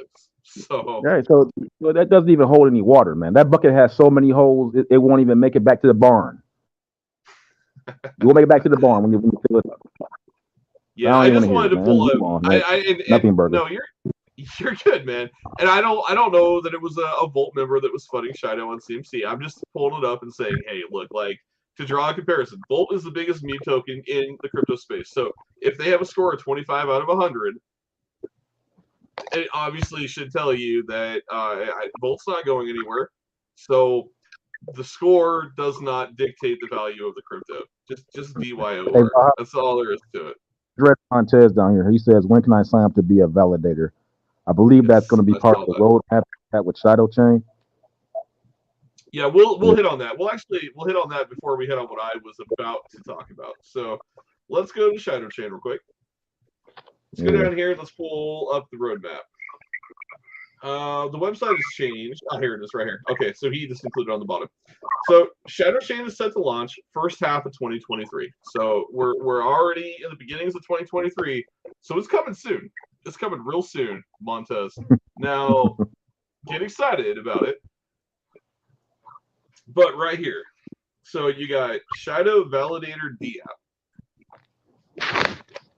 That is going to be how you are able to validate Shadow Chain. So we are not quite there yet. Shadow Chain tokenomics is being worked on. After that is the Shadow Chain Alpha testnet. Shadow Delegator DApp will come first. Then the development of the Shadow Validator DApp will come after that. You will then have the Shadow Chain Explorer launch. You will have the web-based DeFi wallet for Shadow Chain launch. Shadow Chain Beta Testnet. Shadow Partner event. Security testing, which I would assume is going to be through hacking, like everything else, which I'm super happy about. Then we will go into beta testing. We will have, security testing, beta testing, then the security audit. That will be through hacking. So sorry, I was a little ahead of myself. You'll have the Shadow Chain final testnet, the Shadow Bridge that will allow the one-to-one conversion. So from BEP20 and ERC20, one-to-one to SHE20. You'll have another security audit, which I assume will probably be for the bridge. Hey, Valhalla, let me touch on here. Go for it. Go ahead, bud. When we get to that point with the Shadow bridging, that to me says devs coming over. I think at that point, that's when you'll start to see the major allotment of devs coming over and really, really going hard. I think once we get to that point, you're going to see some tremendous price action. That's just my opinion. To me, once that goes live, that's going to be the signal, like, get your shit in if you're a dev. Mm-hmm. Well, and if you think about it, right, so the understanding we have is the SHE20 Shadow Chain will go live around April to May. Mm-hmm. So you figure right now we're January, so February, March, April, May. So you're about 4 months out, roughly 4 months out from Shadow Chain being fully operational. That is pretty damn bullish. So that's a big indicator right there. Well, let's go back to being a validator and what that really means. Unless you want to take it, I mean, I can go ahead and help Montez out with that. Go ahead. Essentially, Montez, and again, I don't know how the DApp's going to work, but essentially, when you become a validator, you just basically take your tokens and you stake them on the validator nodes, and then you basically use your tokens to confirm transactions along the blockchain, and in return, you receive rewards in the form of SHE20 tokens. This is going to be an all-day process because essentially what you'll be doing is competing against other Shido holders to get those computations met through proof of staking and validation on the blockchain, and then you receive rewards. Now, I don't understand what the DApp is going to be like, because usually when you run a node, it's usually a personal experience. You do that from your household. I don't know if the DApp is going to make that more of a streamlined process or not. I don't know. I'm not sure, but essentially that's what you do if you were to do it the old school way. You would just go ahead and set your node up at the house, and you go ahead and stake your tokens, and you would, confirm transactions, and in return, you'd be compensated, for that. But hopefully the DApp will make it streamlined for the average person to come in and be able to go ahead and be validators. They won't have to go through all that through some kind of a way, and we'll see how that works out. But more on that from Bjorn and the boys on as far as what the DApp is going to actually be. Yeah, absolutely. I was looking into kind of like have validators on the Ethereum blockchain, and how they had to connect to kind of like a third-party program, and then constantly upkeep and manage their node. I wouldn't be surprised if the DApp streamlines that process. Maybe you can link it to send you alerts to your phone if there's a change on your node. You can access it anywhere. That would be super cool. If we innovated something like that, that is extremely groundbreaking. I want to see it like in the old school days when you did it, when you're a validator back in the early, even before I was in like 2015. You had to get your computer, get your fans ready, and you just sit there and watch that some bitch all day. and make sure it's going right. Get the rig all rated up, and you sit there and you mine out your Ethereum. You just mine. Yeah, and now the big difference, a lot of the Ethereum nodes, you had to lock up your Ethereum for like a year, like 12 months. And I was watching some of it. You know, there was one guy on YouTube I was watching where he only made $12,000 in an entire year. So I don't know how. I think he only had like 20 ETH, which would explain why. You know, he didn't have a lot of Ethereum. He had the bare minimal, but he only made 12 grand in a year. And I'm like, man, I don't know. I'd lock my Ethereum up for a full year for only 12 grand. Not to mention the energy cost that would have to run those rigs all day. You know. Yeah, exactly. Not even worth your time, and the time you have to, watching it. Right. Well, you wouldn't have been able to watch it. There ain't no way he's quitting his job, making 12 grand a year. That ain't happening. You know. So, I'm really curious to see exactly how validation for Shido is going to work. It'll be interesting to see how that's going to play out. I hope that helped you out there, Montez. You said cool. So I'm looking forward to it. I'm looking forward to it too, myself. I guarantee you, I will be at when they announce that, I will be one of the first adopters. You better believe that. Absolutely. Yeah, me and Arno will be knocking on the validation door. Hello, She20. Let me in. I want to play. How you doing, baby? I like them heels. So, with that being said, what I wanted to pull up here, we're going to talk a little bit about the new design for the Shido card. First and foremost, I think that is absolutely amazing. The only request I have, Bjorn, is that you let me stamp my Valhalla logo somewhere on my card. Please allow me to engrave my Valhalla logo. But outside of that, real talk though, that card is fire. That is absolutely beautiful. What do you think of that redesign? I'll take it in its present form. I'll take it. Anything that can get me off the grid. I'll take it. I just think it's super dope. But really what I want to talk about here is the current requirements as they stand today. So let's kind of walk through that. So we walk through all of the benefits of what each tier gives you, but this has been updated now with the required amount of Shido you have to stake to qualify for each tier card. And there were some questions being asked in chat about it. Some people didn't think certain amounts were fair. They wanted less. I'm going to be honest with you. The point of the different tiers is to encourage you to increase your bag size. But everyone gets a card, so nobody's being left out. And I think this is actually probably... Well, I mean, I want the diamond. I don't qualify for the diamond yet, so I know where I'm pushing for. But my point is, I feel like this is a super fair setup, and it allows everybody who did work hard to get a very, very good sized position to get the card they want. Right. I want to raise this point too. Like, I don't think you want to have all your money, because if you're staking on the card, you won't be able to take part in other staking pools with Shido as well as being a validator. Well, the card lockup is only 30 days, and then after that, all your funds are free.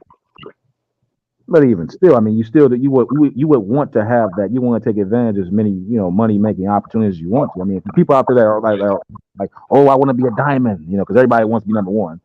Well, right. Like this, like say if you're a 15 million holder, well, it might be in your best interest to go ahead and get the card established, get the plastic, and get your butt over to validation. Right. I don't think you would even be there. Get your butt over to validation. Be a validator. And get the plastic. Be humble. Understand that you're going to make a lot of money anyway, just not as much as others, which is fine. I'd rather be the guy holding 15 million than the guy holding 5,000. Okay? Right. Okay. I've been that guy. Like your XRP. I know that feeling. It sucks. So I wouldn't even hit the limits. The limits to me are just that. They're just limits. It doesn't. You're only limiting yourself when you don't understand all the ways you can make money through Shido. Well, and Arno, add this too, is you're not stuck at these levels forever. You stake and you're getting free coins. So if you stake long enough, you're eventually going to hit whatever tier you want. If you don't sell all your rewards, you compound, you stake through Brew Labs, you're going to hit your tier points. Let's be careful because we don't know the APR is going to be on there yet, do we? Because I don't. Right. Me, those cards are going to make you more than validating. I beg to differ. There ain't no way it's gonna outperform validated. Well, no no, I agree. I'm just saying that if somebody's coming with the complaint of, well, I can't get the card I want, well, you have the option to stake and earn more tokens. So eventually you could get there. So Should be staking right now. I mean, take advantage of Brew Labs. I mean, gosh, I know I am. So I ain't messing up. I'm in there. Everybody should be staking. If the ability to. So back to kind of where we were here on this. So if to get on the bronze, there is no staking requirement. You can sign right up, get this card, good to go. Silver, you do have to stake 10 million Shido. Lockup is only for 30 days. So after 30 days, all of your Shido is good to go. There is absolutely no issue whatsoever moving forward. Now with the silver, you can get the virtual, the plastic, or the aluminum. What you're getting here is the difference of 2% cash back versus 1% cash back, and you're also getting discounts on products and services. So there's not a massive difference between the bronze and the silver tier. Now, to go platinum, you're going to have to lock up 20 million Shido. You can get the virtual, plastic, aluminum, or stainless card, stainless steel. You are going to have to lock it for 60 days. So it is a little bit of a longer lockup for this tier. The first two, not very long. So I do stand corrected. Oh, I'll get Arna back in here when he pops back in. So excuse me, they're not all 30, so I do apologize. This one, the lockup is 60 days, which is still not bad. You're only locking away 20 million Shido. You are going to get 3% cash back, and you're going to get products and services. So it all does work out for you. All of them have 24-hour phone and chat. Now, if we go for the gold, you do have to lock away 50 million Shido for 90 days. So 3 months. So you can't touch 50 million of your Shido for 3 months, but you are going to get 4% cash back. Welcome back there, Arna. You're going to get 4% cash back on Shido, products and services, and you're also going to get the 24-hour concierge. So as you can see, as you go a little bit higher, the requirement of lockup gets a little bit longer and a little bit greater. Now to go diamond, you are going to have to lock up 200 million Shido. You're going to have to lock that for 120 days. So you're going to have to lock that for 4 months, but you can get your gold plated or your 24 karat gold card. Then you're going to get 6% cash back, products and services, 24-hour concierge service. So when you really break it down, honestly, I think most the smartest, like Arno said, the smartest play, in my opinion, the smartest play is just to go either bronze if you don't want to lock anything, or go silver right off the bat. I'm okay with locking up 10 million Shido. That's like what, a couple $100, and it's for 30 days. Well, right now. Well, not right now. It isn't. No, but hold on. I'm sorry. I take that back. Right now, let's see. So 2.42 million. That's 3. So 3, 6. That's about $1,200. Yeah. So on B&B, you'd be locking about $1,200 for 30 days. I could still live with that to get a little bit more cash back. So yeah, I can live with that. And now, Shadow Queen's got a great point. You can get more than one card too, so you can open multiple accounts. Yeah, I was getting ready to. You could lock up 5 cards. Absolutely. I had a comment about there might be a requirement to be a validator. Yeah, it's just I think it's going to be a. Usually, with being a validator, it's a limit of tokens. What that limit would be, you have to have this much to be a validator. It's probably I would suspect it would be somewhere around 20. Yeah, like Ethereum, it required 20 ETH in order to be a validator. So I would assume that Shadow is probably going to ask you for 20 million, somewhere around there, maybe 10 million, so that you can get priority when you're pushing through transactions. But you're gonna, it's gonna be a. Well, it's not about getting priority; it's about confirming them. It's like you say, for instance, like, because I want people to be excited about this. Because like, the more that you do it, and the longer that you do it, the better it is for you. That's why it's important to have a good position, so you can go ahead and say, my 1 to 5% rule for taking profit. Say you only take 1 to 5% profit to live your life. The rest of it you have out there confirming transactions for you, competing yearly. Meanwhile, you're not even worrying about pulling money because you've already made so much from your early investment, that 1 to 5% withdrawal is enough for you. So you're not even going into your validation stash. That's why I think it's important for people to understand that price impact, so you can get the stash, not so much to have just a big number for the sake of having it, but to get, I feel like if you get like I said, 20, 25, you'll do well in the validator business. You're going to be cleaning up. To what extent, I don't know, but listen, you won't be working at Dunkin' Donuts. I know that. Right. You're not working at Dunkin' Donuts no more. Yeah, and it's also important to know too that the amount of transactions that you're going to validate, I'm sure it will be somewhat similar to Ethereum. They're not always going to be at a high peak. They're going. The amount of transactions you validate are going to differ, right? You're going to catch a lot in the beginning as more validators come online. Your amount you validate is going to drop, but you're still going to be making a ridiculous amount of money doing it. Too, this ain't going to be like it's going to be plenty of transactions to go around at 10,000 TPS. I assure you that. At 10,000 TPS, plenty to go around. That's transactions per second. Yeah, okay, that's a lot of transactions. So you're gonna get your fair share. Trust me.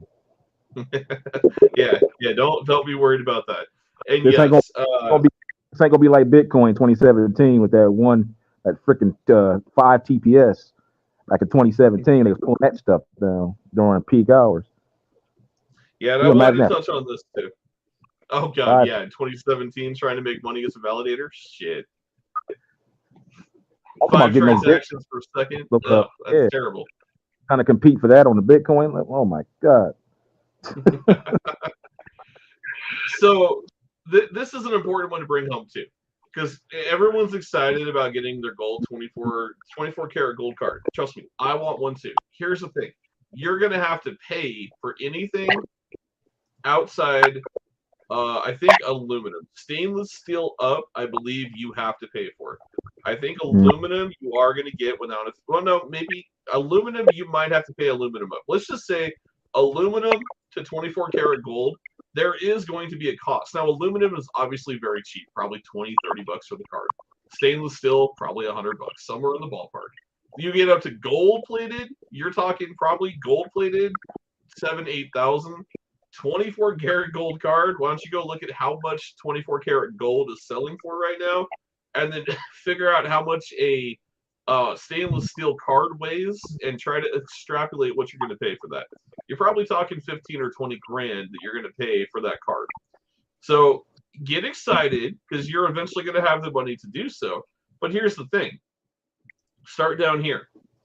Start here at the bronze level. Don't pay shit for a card. Use your card, let your crypto and your value accumulate, and then, hey, when you're sitting on millions of dollars and you just want to flex, then go get your Shido diamond. Lock up 200 million Shido. It ain't going to mean shit to you. You're already a multimillionaire.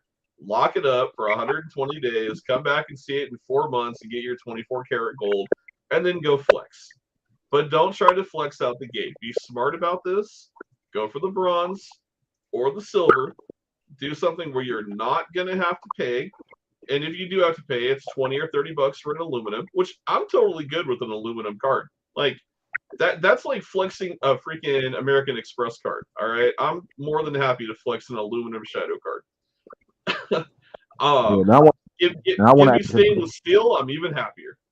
And I want to add to this too, like in addition to that, like take it like when you're locking your coins up on these cards, remember the goal here is to take advantage of all the ways that these people, Bjorn and the devs, are giving you to make money through Shido.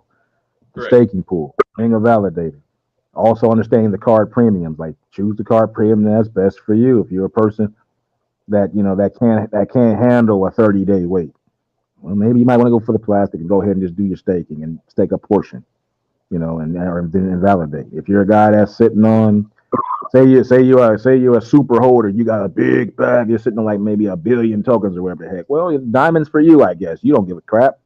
It's like freaking what 10 what that's what 25% of your holdings. You don't care. You lock it up, you've got it, you moved on.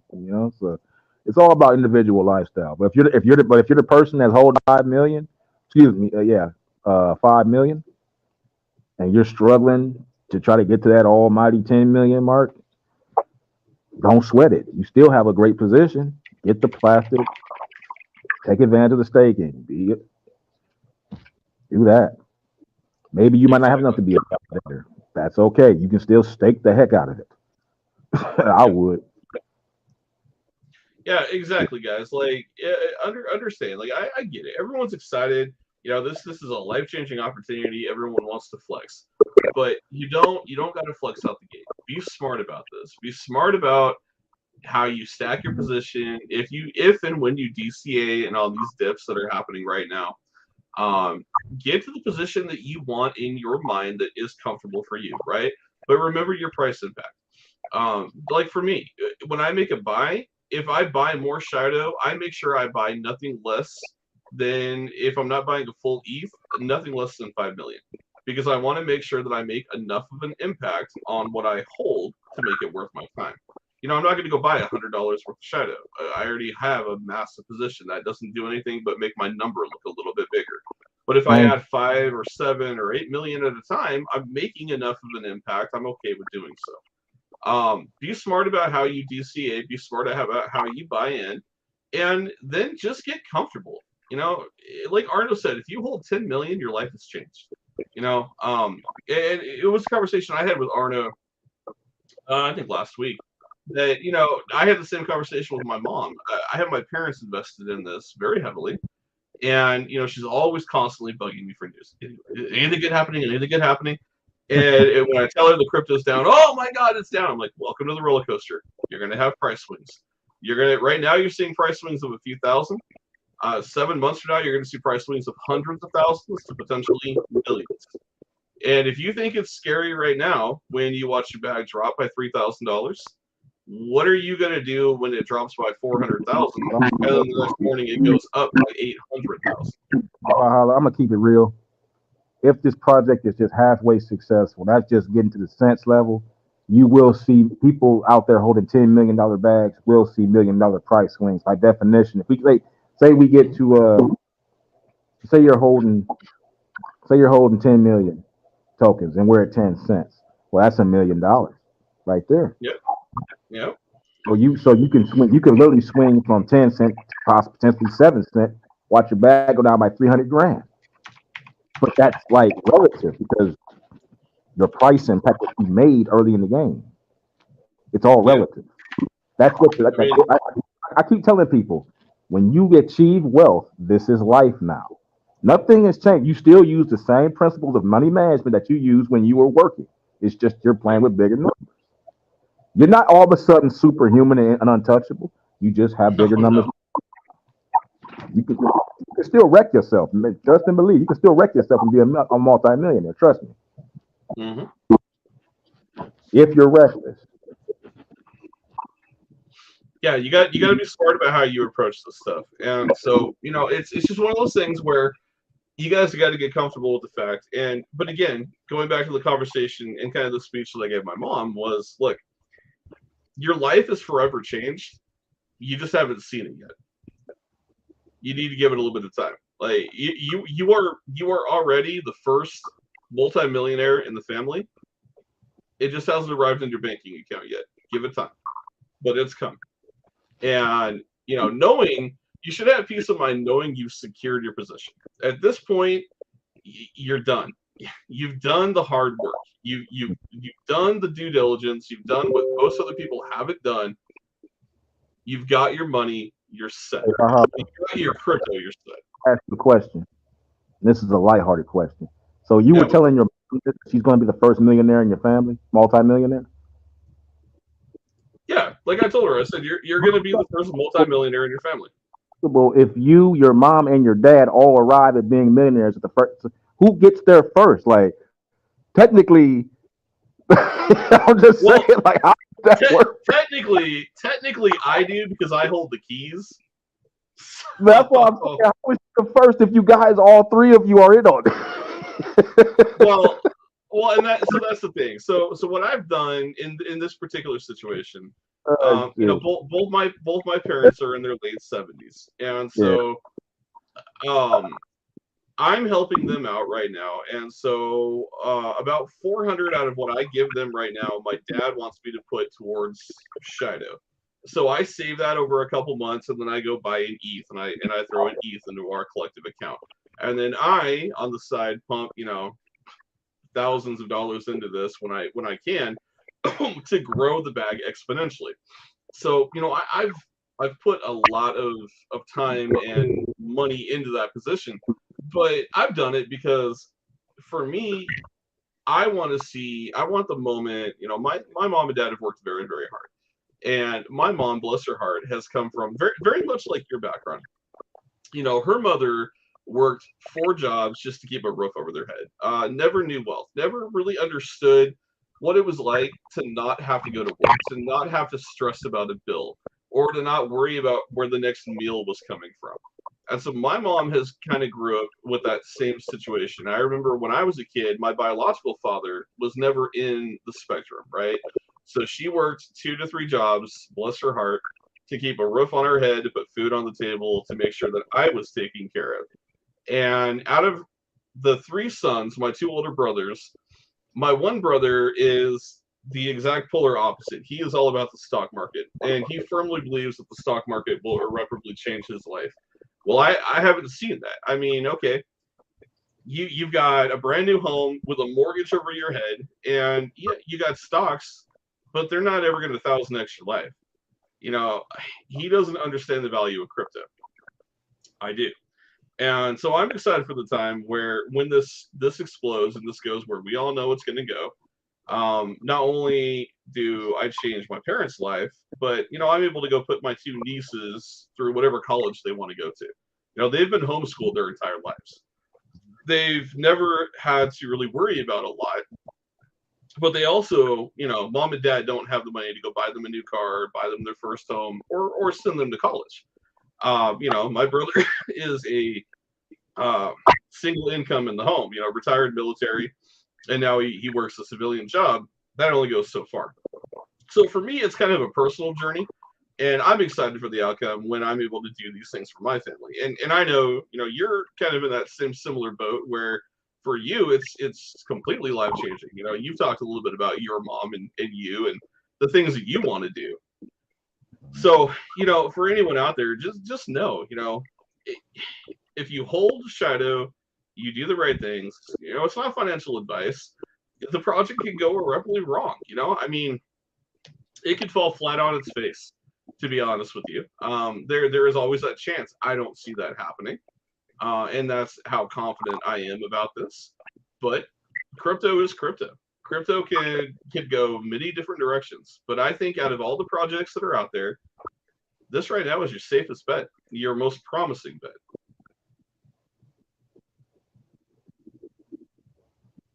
Yeah, I agree. There are a lot of things that could take place in the project. I mean, things that are outside of crypto can happen.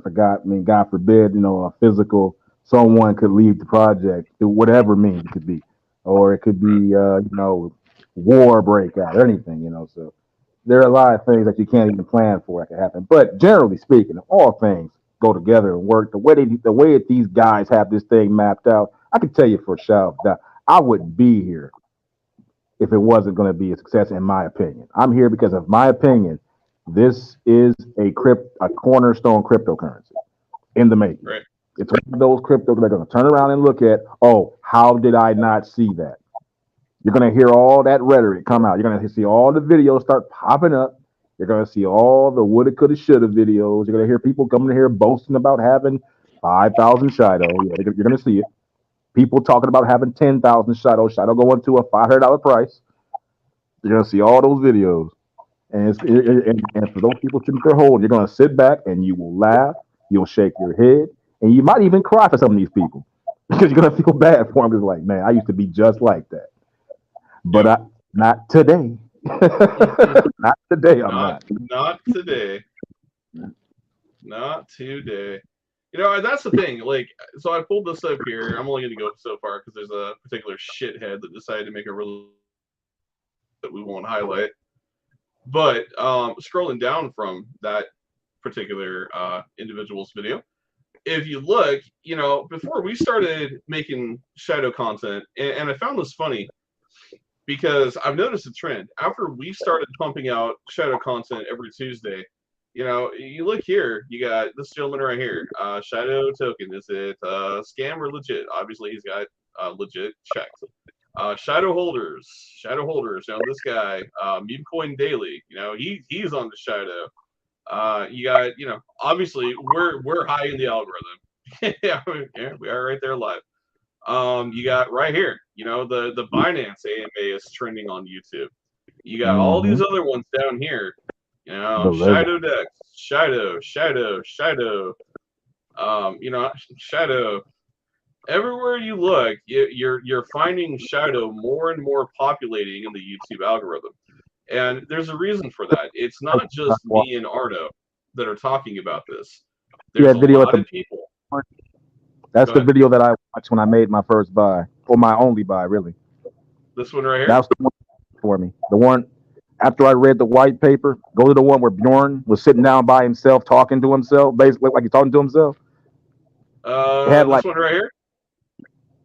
Hold on, I think I got a little bit of delay. That's the one that I watched. That's the first video I watched of Bjorn, way back in September. Well, let's go ahead and play. Let's watch a few minutes of it together. Exactly everything that I talk about. Just check it out. Yeah, let's go ahead and play it. Bjorn's not going to copyright strike us. Yeah, I doubt that. We record it on Twitch and this sound. And we put the video recording up on. God, this is everything you would think it would be, too. You can check that out later also. All right, welcome everyone. Sorry, I'm a couple of minutes late. Didn't mean to. Been a lot of work today, a lot of back-end work, a lot of utility work, which is super good. It's we're moving forward, and there's just a lot of things happening. I just want to say, where the hell was this video quality, Bjorn, when you were on our AMA last week, man? Come on now, sir. Fix that laptop. It's just sitting now with our dedicated nodes we have set up. It looks like he's in the waiting room at Kmart or something, man. Talking about the project there. Everything is normal work. Okay, look, I will go to that first thing because I told in chat the other day I had a big meeting regarding Shido Dex. We have news regarding that.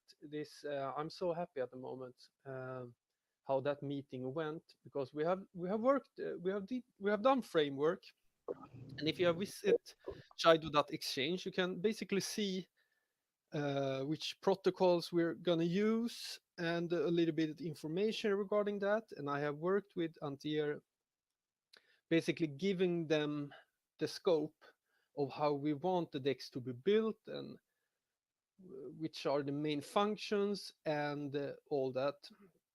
And then they have worked themselves for a while on everything I have given them, and we had this final meeting of how we're gonna do and how it's gonna be and everything basically. And it was only good news. The lead dev there, that he is I don't know, he's super smart, and he just build exchanges basically, and he knows everything. So happy to be able to work with these kind of people. It's crucial. And Shido Dex has started, and good news, upon launch of the DEX, we will launch both on Ethereum and Binance Smart Chain upon launch. So we will be on both chains, and both ERC20 and BEP20 tokens is going to be utility and governance tokens for the DEX on Binance and for the DEX on Ethereum. And we're gonna have a bridge also in between, of course. So you're going to be able to swap cross chain between Ethereum and BSC. So that's super good. And we will launch phase one. We will launch exactly as I planned. Then we will launch three protocols. It's going to be aggregation protocol, limit protocol, and liquidity protocol. That's going to be up on launch. And then we're going to have phase two, which is basically going to come 2 weeks after the launch. And then we're going to launch the DAO function and the whole integration with that. And then phase three, which is much earlier than I anticipated, basically 1 month after launch, so 2 extra more weeks, we're going to launch leverage trading, cross margin. So that we're gonna, because I was thinking, my first hope was that it's gonna be launched in around January, but no. It's gonna come much earlier and in a much better way than I thought. Also, so we're gonna have up on launch, we're gonna have limit orders in the swap. Uniswap don't have that. PancakeSwap don't have that either. PancakeSwap have limit orders, but not in the swap. They have that on the separate protocol connected to the leverage trading. They don't have it in the swap. The ones that have it in the swap, limit orders, is 1 inch. They have it in the swap, and we gonna be right up there with the best, and we also gonna have it. So that's super bullish. And what's even more bullish is when we integrate our DEX in the wallet, Shido wallet will have limit orders in the wallet. So you're going to be able to place limit orders in Shido wallet. So that's going to be next level. So the aggregation protocol is going to be, as I hope, super good router. So when we integrate the DEX in the wallet, so you don't need to go to connect to PancakeSwap or any DApp like that. We will aggregate the liquidity there from them, so you will be able to swap any token you like on Shido DEX and in Shido wallet when we integrate it. And it's not going to be more expensive because it's going to be so much better routed than PancakeSwap are using. So it basically, like if you're gonna swap tokens in Uniswap, I think actually the gas fee can be cheaper also. But I don't dare to say that right now. But it's not going to be any reason to go to Uniswap, that's for sure. The liquidity protocol, we're going to have pools, we're going to have farms, we're going to have new staking pools for Shido. That's why these pools are ending in November. And then we're going to have our own pools in the DEX. And those you're going to be able to, inside the wallet, you're going to be able to access these and stake straight in the wallet. So that we're going to have up on launch also, which is super good. The full DAO function, which is a quite big integration, that's going to come 2 weeks after the launch, and there's basically no rush with it because it's just you're going to be able to vote upon different parameters in the liquidity protocol, but we're going to have the parameters upon launch more or less tuned the best way. So, but you're going to be able to vote on these later, and we're going to integrate one function after another that you're going to be able to vote upon. So it's going to come, but for me, and I talked to the devs also about this, the DAO function for me is not a reason to hold up the launch of the DEX a few weeks. And it's also bullish, because we're going to launch with all the super important features, and then it's going to be super bullish when we're going to add the DAO function. It's going to be announcements and everything, And I'm so happy on the leverage trading, because 1inch they don't even have it. Uniswap don't have it either. Uniswap don't even have a limit protocol, I think, and PancakeSwap have leverage trading, but they are using Apollo in the back end, which we also could do, but we are gonna get our own platform. And the devs we are working with on now, they have worked on this for a couple of months, and we're gonna get that platform. So we're gonna have our own leverage trading platform, like DudeX or something like that. And so that's gonna be, so we're gonna have way better than PancakeSwap, and we're gonna own it. So you're gonna be able to do perpetuals, and I cannot say now which tokens and so on, but you're going to be able to do leverage on Ethereum and BTC and so on. But it's going to be fully owned and controlled by us, and this is just going to come like 4 weeks after the main launch of the DEX. And so when is this then? When is this super thing going down? So we're going to start the work end of this week, and then we have only 8 weeks until we can launch the DEX. So we're going to launch in November, and hopefully early November, and that's really, really soon. I put Q4 for the DEX, meaning like maybe we launch mid-December or something, and then I have said for cross margin maybe January or February, but now we're looking to launch a cross margin platform in December and the whole DEX in November. So that's super, super soon. And it's not just any DEX, it's the best of the best. We're going to have more than 1inch has.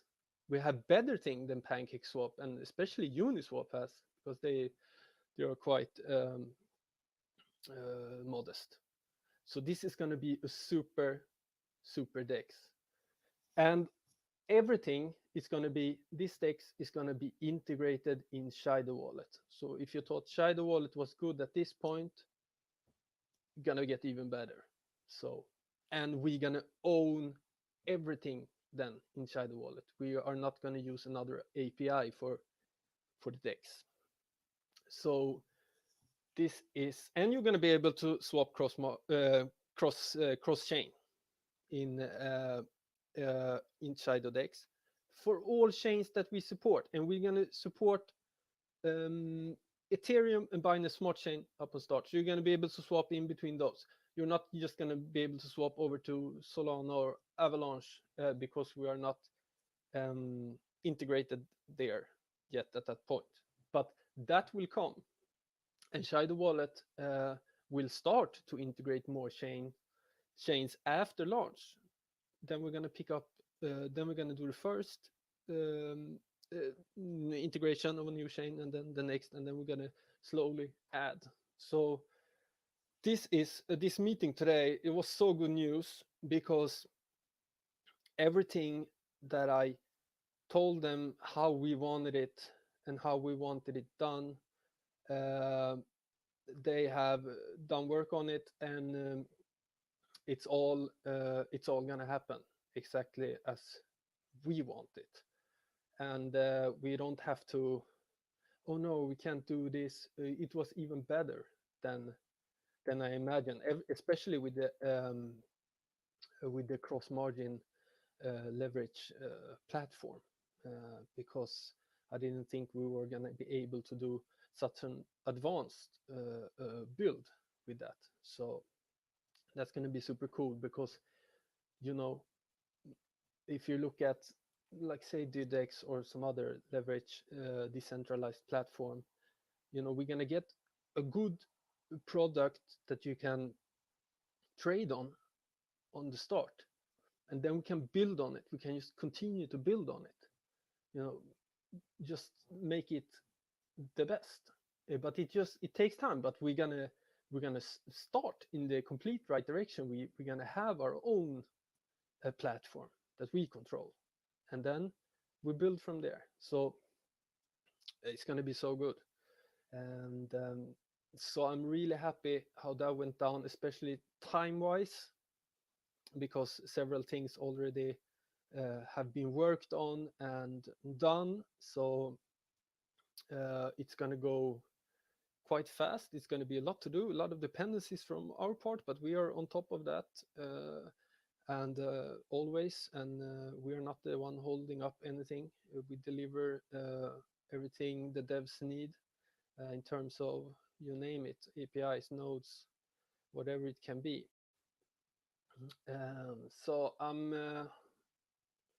gonna do a write up on this because it's a lot of new information. It's a lot of information that's gonna get out there for potential investors, because this is what they're gonna invest in, and I don't realize a lot of people know what's about to happen and what's about to go down in terms of how big this is.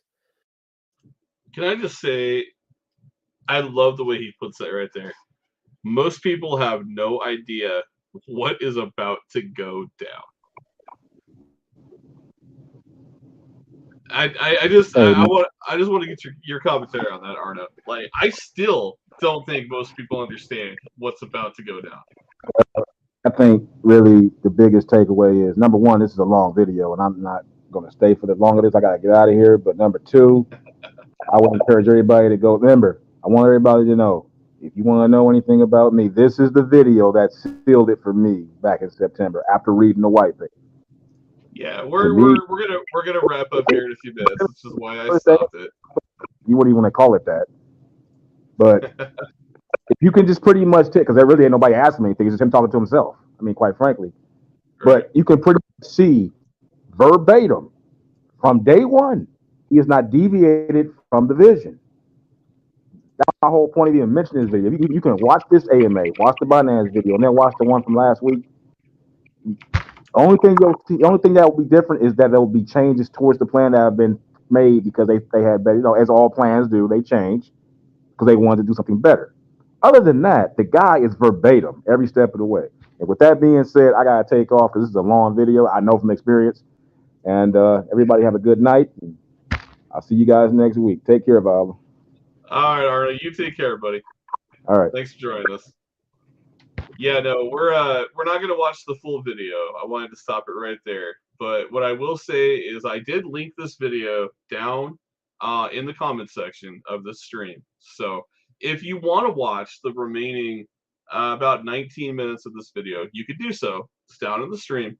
Go check it out. Go take a listen. Watch where it all began. Because as Arno said, this is the video that drew his attention. This is the video that made him make the leap from his prior investment to Shido. And I will tell you, I still stand the way I did day one when I watched Shido videos, when I talked to Arno, and when I made the decision to come to Shido. There were some delays in dates. Those things happen. Those are understandable.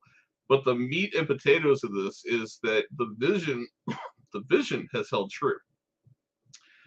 And we're at that point where as you heard him talk about protocols, we're at that point where those protocols are being realized. We're on the final protocol right now.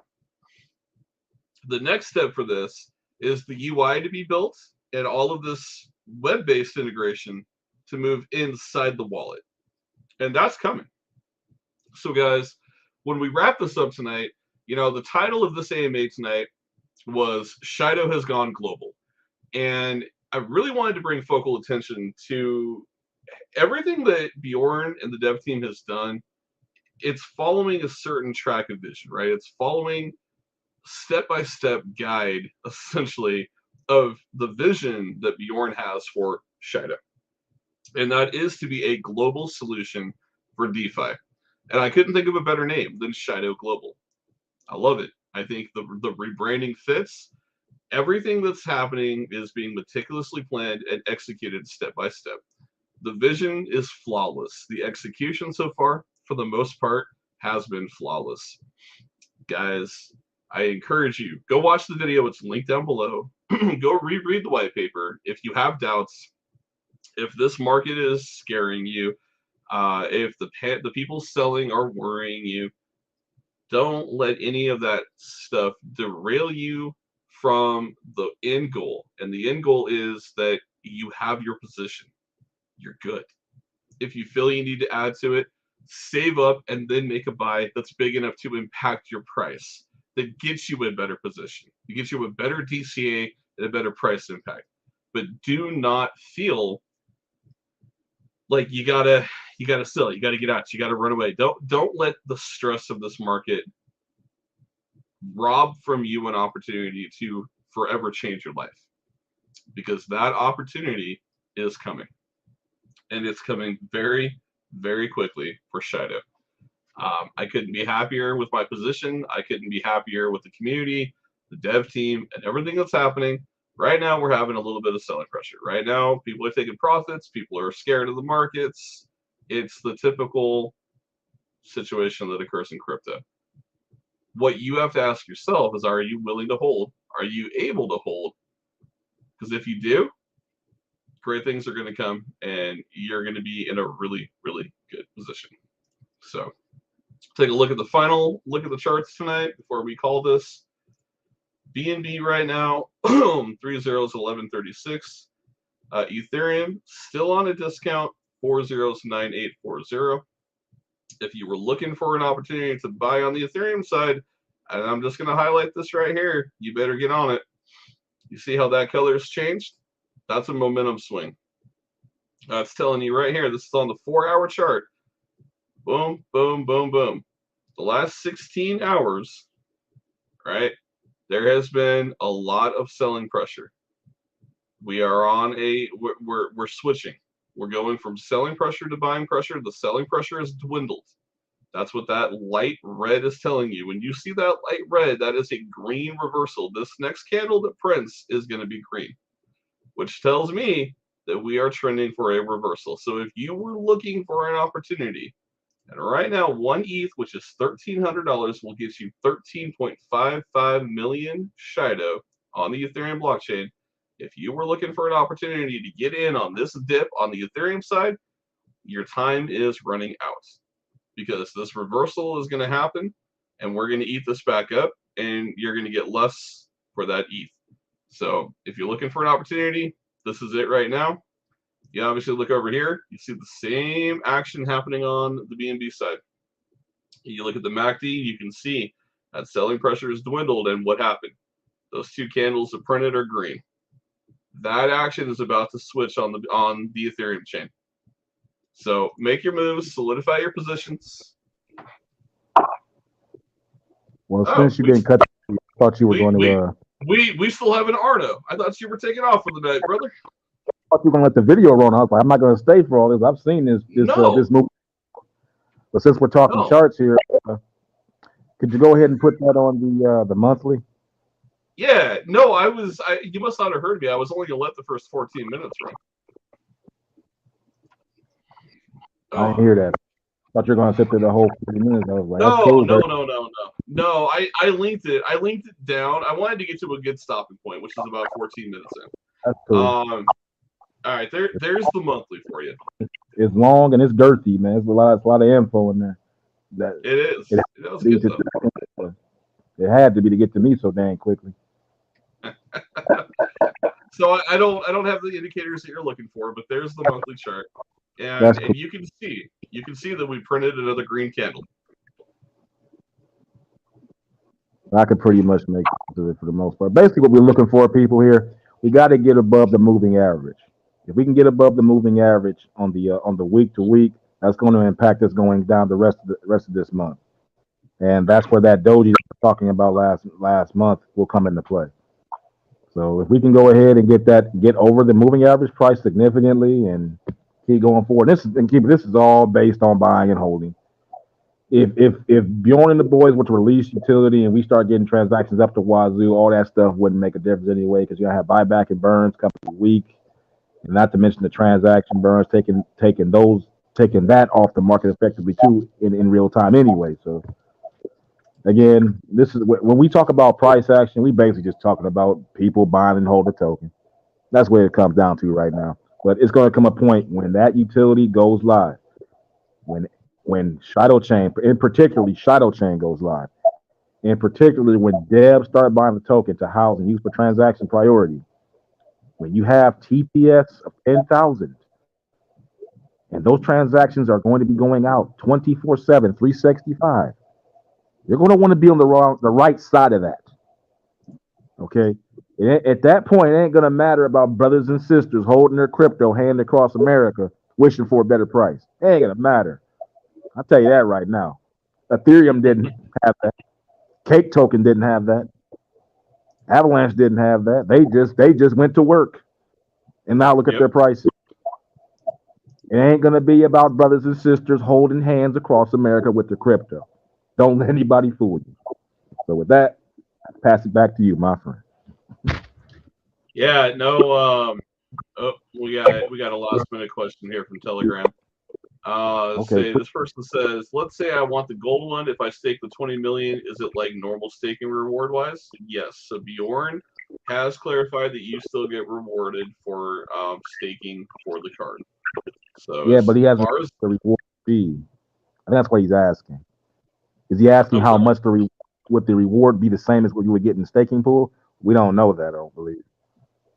So you do get. I think Bjorn said it's just the same as if you were staking. Basically, that you're still getting rewarded for the stake. I don't think there's a difference in the reward because it would still be through Brew Labs, I believe. I can't confirm that. I haven't heard him say that, so I don't know. I know you get a premium on putting it on the card, but I don't know if you get the same as the block reward in the staking pool. I don't know that. I can't confirm that myself. Yeah, I can't 100% confirm it. I thought that's what Bjorn said. By the nature of how pools work, I would think that it wouldn't be because block rewards are based on impact, so it could oscillate, whereas the card would like to be fixed. I would think that it would. It's based on that principle, but I can't confirm or deny that. I would suggest asking Bjorn. Yeah, I was just gonna say, why don't you ask him that in the AMA on Thursday? Kind of get that information. That would be a really good question to bring up to him. Yeah, I agree. Let's see. But he also says here. Oh, go ahead, Arno. I'm sorry. Go ahead, buddy. No, just me using my thinking cap. I would think that it wouldn't be the same, by the simple fact that block rewards oscillate. Card would be more of a fixed, return. I would think. All right, and then you said, so also I have 50 plus million Shido, but split across 2 wallets, a portion of ETH and a portion of BNB. Does that affect staking for MasterCard? I don't believe so, because I think it's concurrent to what's in your wallet.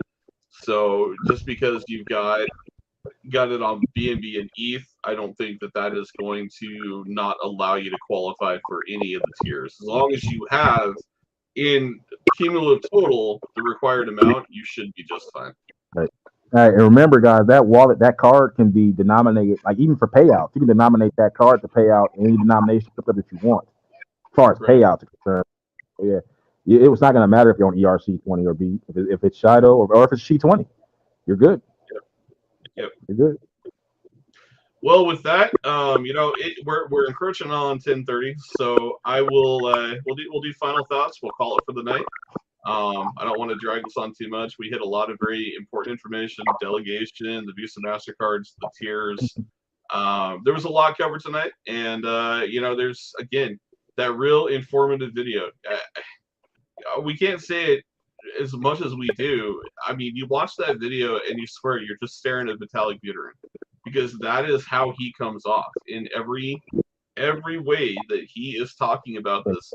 And I'll tell you, just listening to that video, Arno, I'm listening to it. I'm like, okay, cool. Yeah, we did that. Oh, he's talking about the protocols. Well, we're on the final protocol, the final of the 3 before everything else. And the decks may not have dropped in December because, hey, there were things on the back end that took a little bit longer. And in November. But that's okay. It went to testnet like a week after the end of November. It wasn't, or I'm sorry, a week after Christmas. It wasn't a huge deal. That little bit of extra time that was taken to make sure that everything ran the way it needed to be, I would have had no problem with there being a delay, knowing when you look at what we've looked at tonight and what came out of that. I mean, this thing is freaking beautiful, man. Like that video going back to September when I found it, like I just went and typed it in and found that some bitch, watched it. Since that time, it's been spot on. I mean, that's the white paper. If you want to know about my journey into this in this project, the white paper and that video was why I'm here. That's pretty much something for me. I mean, that video, if anybody that watches that and you just came in, you pretty much get, if you know anything about what makes crypto valuable, that's all I needed to hear. And then, the performance of what's been going on up until then has been spot on. And he hasn't deviated from the plan, with the exception of a few hiccups here. And if you want to call them that, I mean, that's nothing new. I mean, even NASA makes it revisionist to plans. I mean, come on, the moon landing wasn't on time. They bumped that back. So, got geniuses how handling that. So, I ain't worried about even when you bring it to that, right? Like, when we're talking about delays, I like the reference point that you brought right there, and I'm going to bring a point a little bit greater to that. Everybody wants it right now, right now, right now. When you talk about NASA, you got to remember, NASA put a man on the moon with like 1,000 times less computing power than what's in this phone right here. And I always like this. I always like this analogy. Is when you watch the movie Apollo 13, right? And they're talking about how many amps they need to bring Apollo 13 back to Earth successfully, to deploy not only the parachutes, but to ensure that the computers could fire up, that they'd be able to coordinate where they were in outer space and bring that damn pod back down to Earth. They were talking amps. Like, they're talking, if you went over the amount of amps of a coffee pot, you couldn't do this. I want you guys to understand that. I always love this analogy. If we went back in time to Apollo 13 and I gave them my S10, the amperage in this phone would have been enough, regardless of the damage to Apollo 13, to not only successfully complete their moon mission, but to come back on Earth and never once shut down an entire one system. This phone would have powered that entire crippled ass space trip from start to end and brought every astronaut back with zero concern. So, but again, despite what they expected to happen, and these are some of the smartest people in the world, what happened? We had one hell of a problem, right? But they worked their way through it. So when we go back to this, we go back to the Shido, we go back to crypto, we go back to what's happening with the DEX. I'm okay with a little bit of delay because we've got smart developers, we've got great companies, and we worked through it to make a better product. At the end of the day, you're going to be happy about it. Hey, man. Even my grandmother was late on Thanksgiving dinner. And it always turned up. That's right. There you go, brother. There you go. No, I always love that Apollo 13 analogy, man, because it's just so impactful to realize the crazy ass pace of technology, man. It really is. When you slow down and just look at the advances around you, the world is not what it was 10 years ago. It's just insane. As Carlos Montes would say, the world is no longer as it once used to be. It is not more anymore as it was. And nor shall it be when you wake tomorrow. I hope not. We all do, brother. Well, with that, let's get closing thoughts, man. As always, I like to let you go first. What do you got for us, Darna? Same thing, man. Just yesterday's price is not going to be tomorrow's price. I mean, I can't say it enough. I know it sounds like a funny moniker. I'm gonna keep saying brothers and sisters holding hands across America with their crypto is not going to be why this price jumps. It's going to be when the utility gets fully flushed out. I stand by that. I believe that. That's how all projects of utility nature go. If you're sitting back waiting for a massive dump to come, don't bet on it. Because once the freaking DEX is ready to get launched on mainnet in a matter of days. Once that happens, is it going to be a shot to the moon? No, but is today's price going to be gone? Most likely in a matter of days, I would suspect, as that picks up. I mean, you're not going to be sitting here looking at a three zeros and a 1-1. You're going to be seeing like 3012, 3014, 310. And guess what? Those are recoveries. We've already touched that price. The all-time high on Shadow right now, I believe, on BNB and EAT is 1927. I do so believe. We got we're in a state of recovery right now. I mean, people are holding bags, looking at DCA and even more.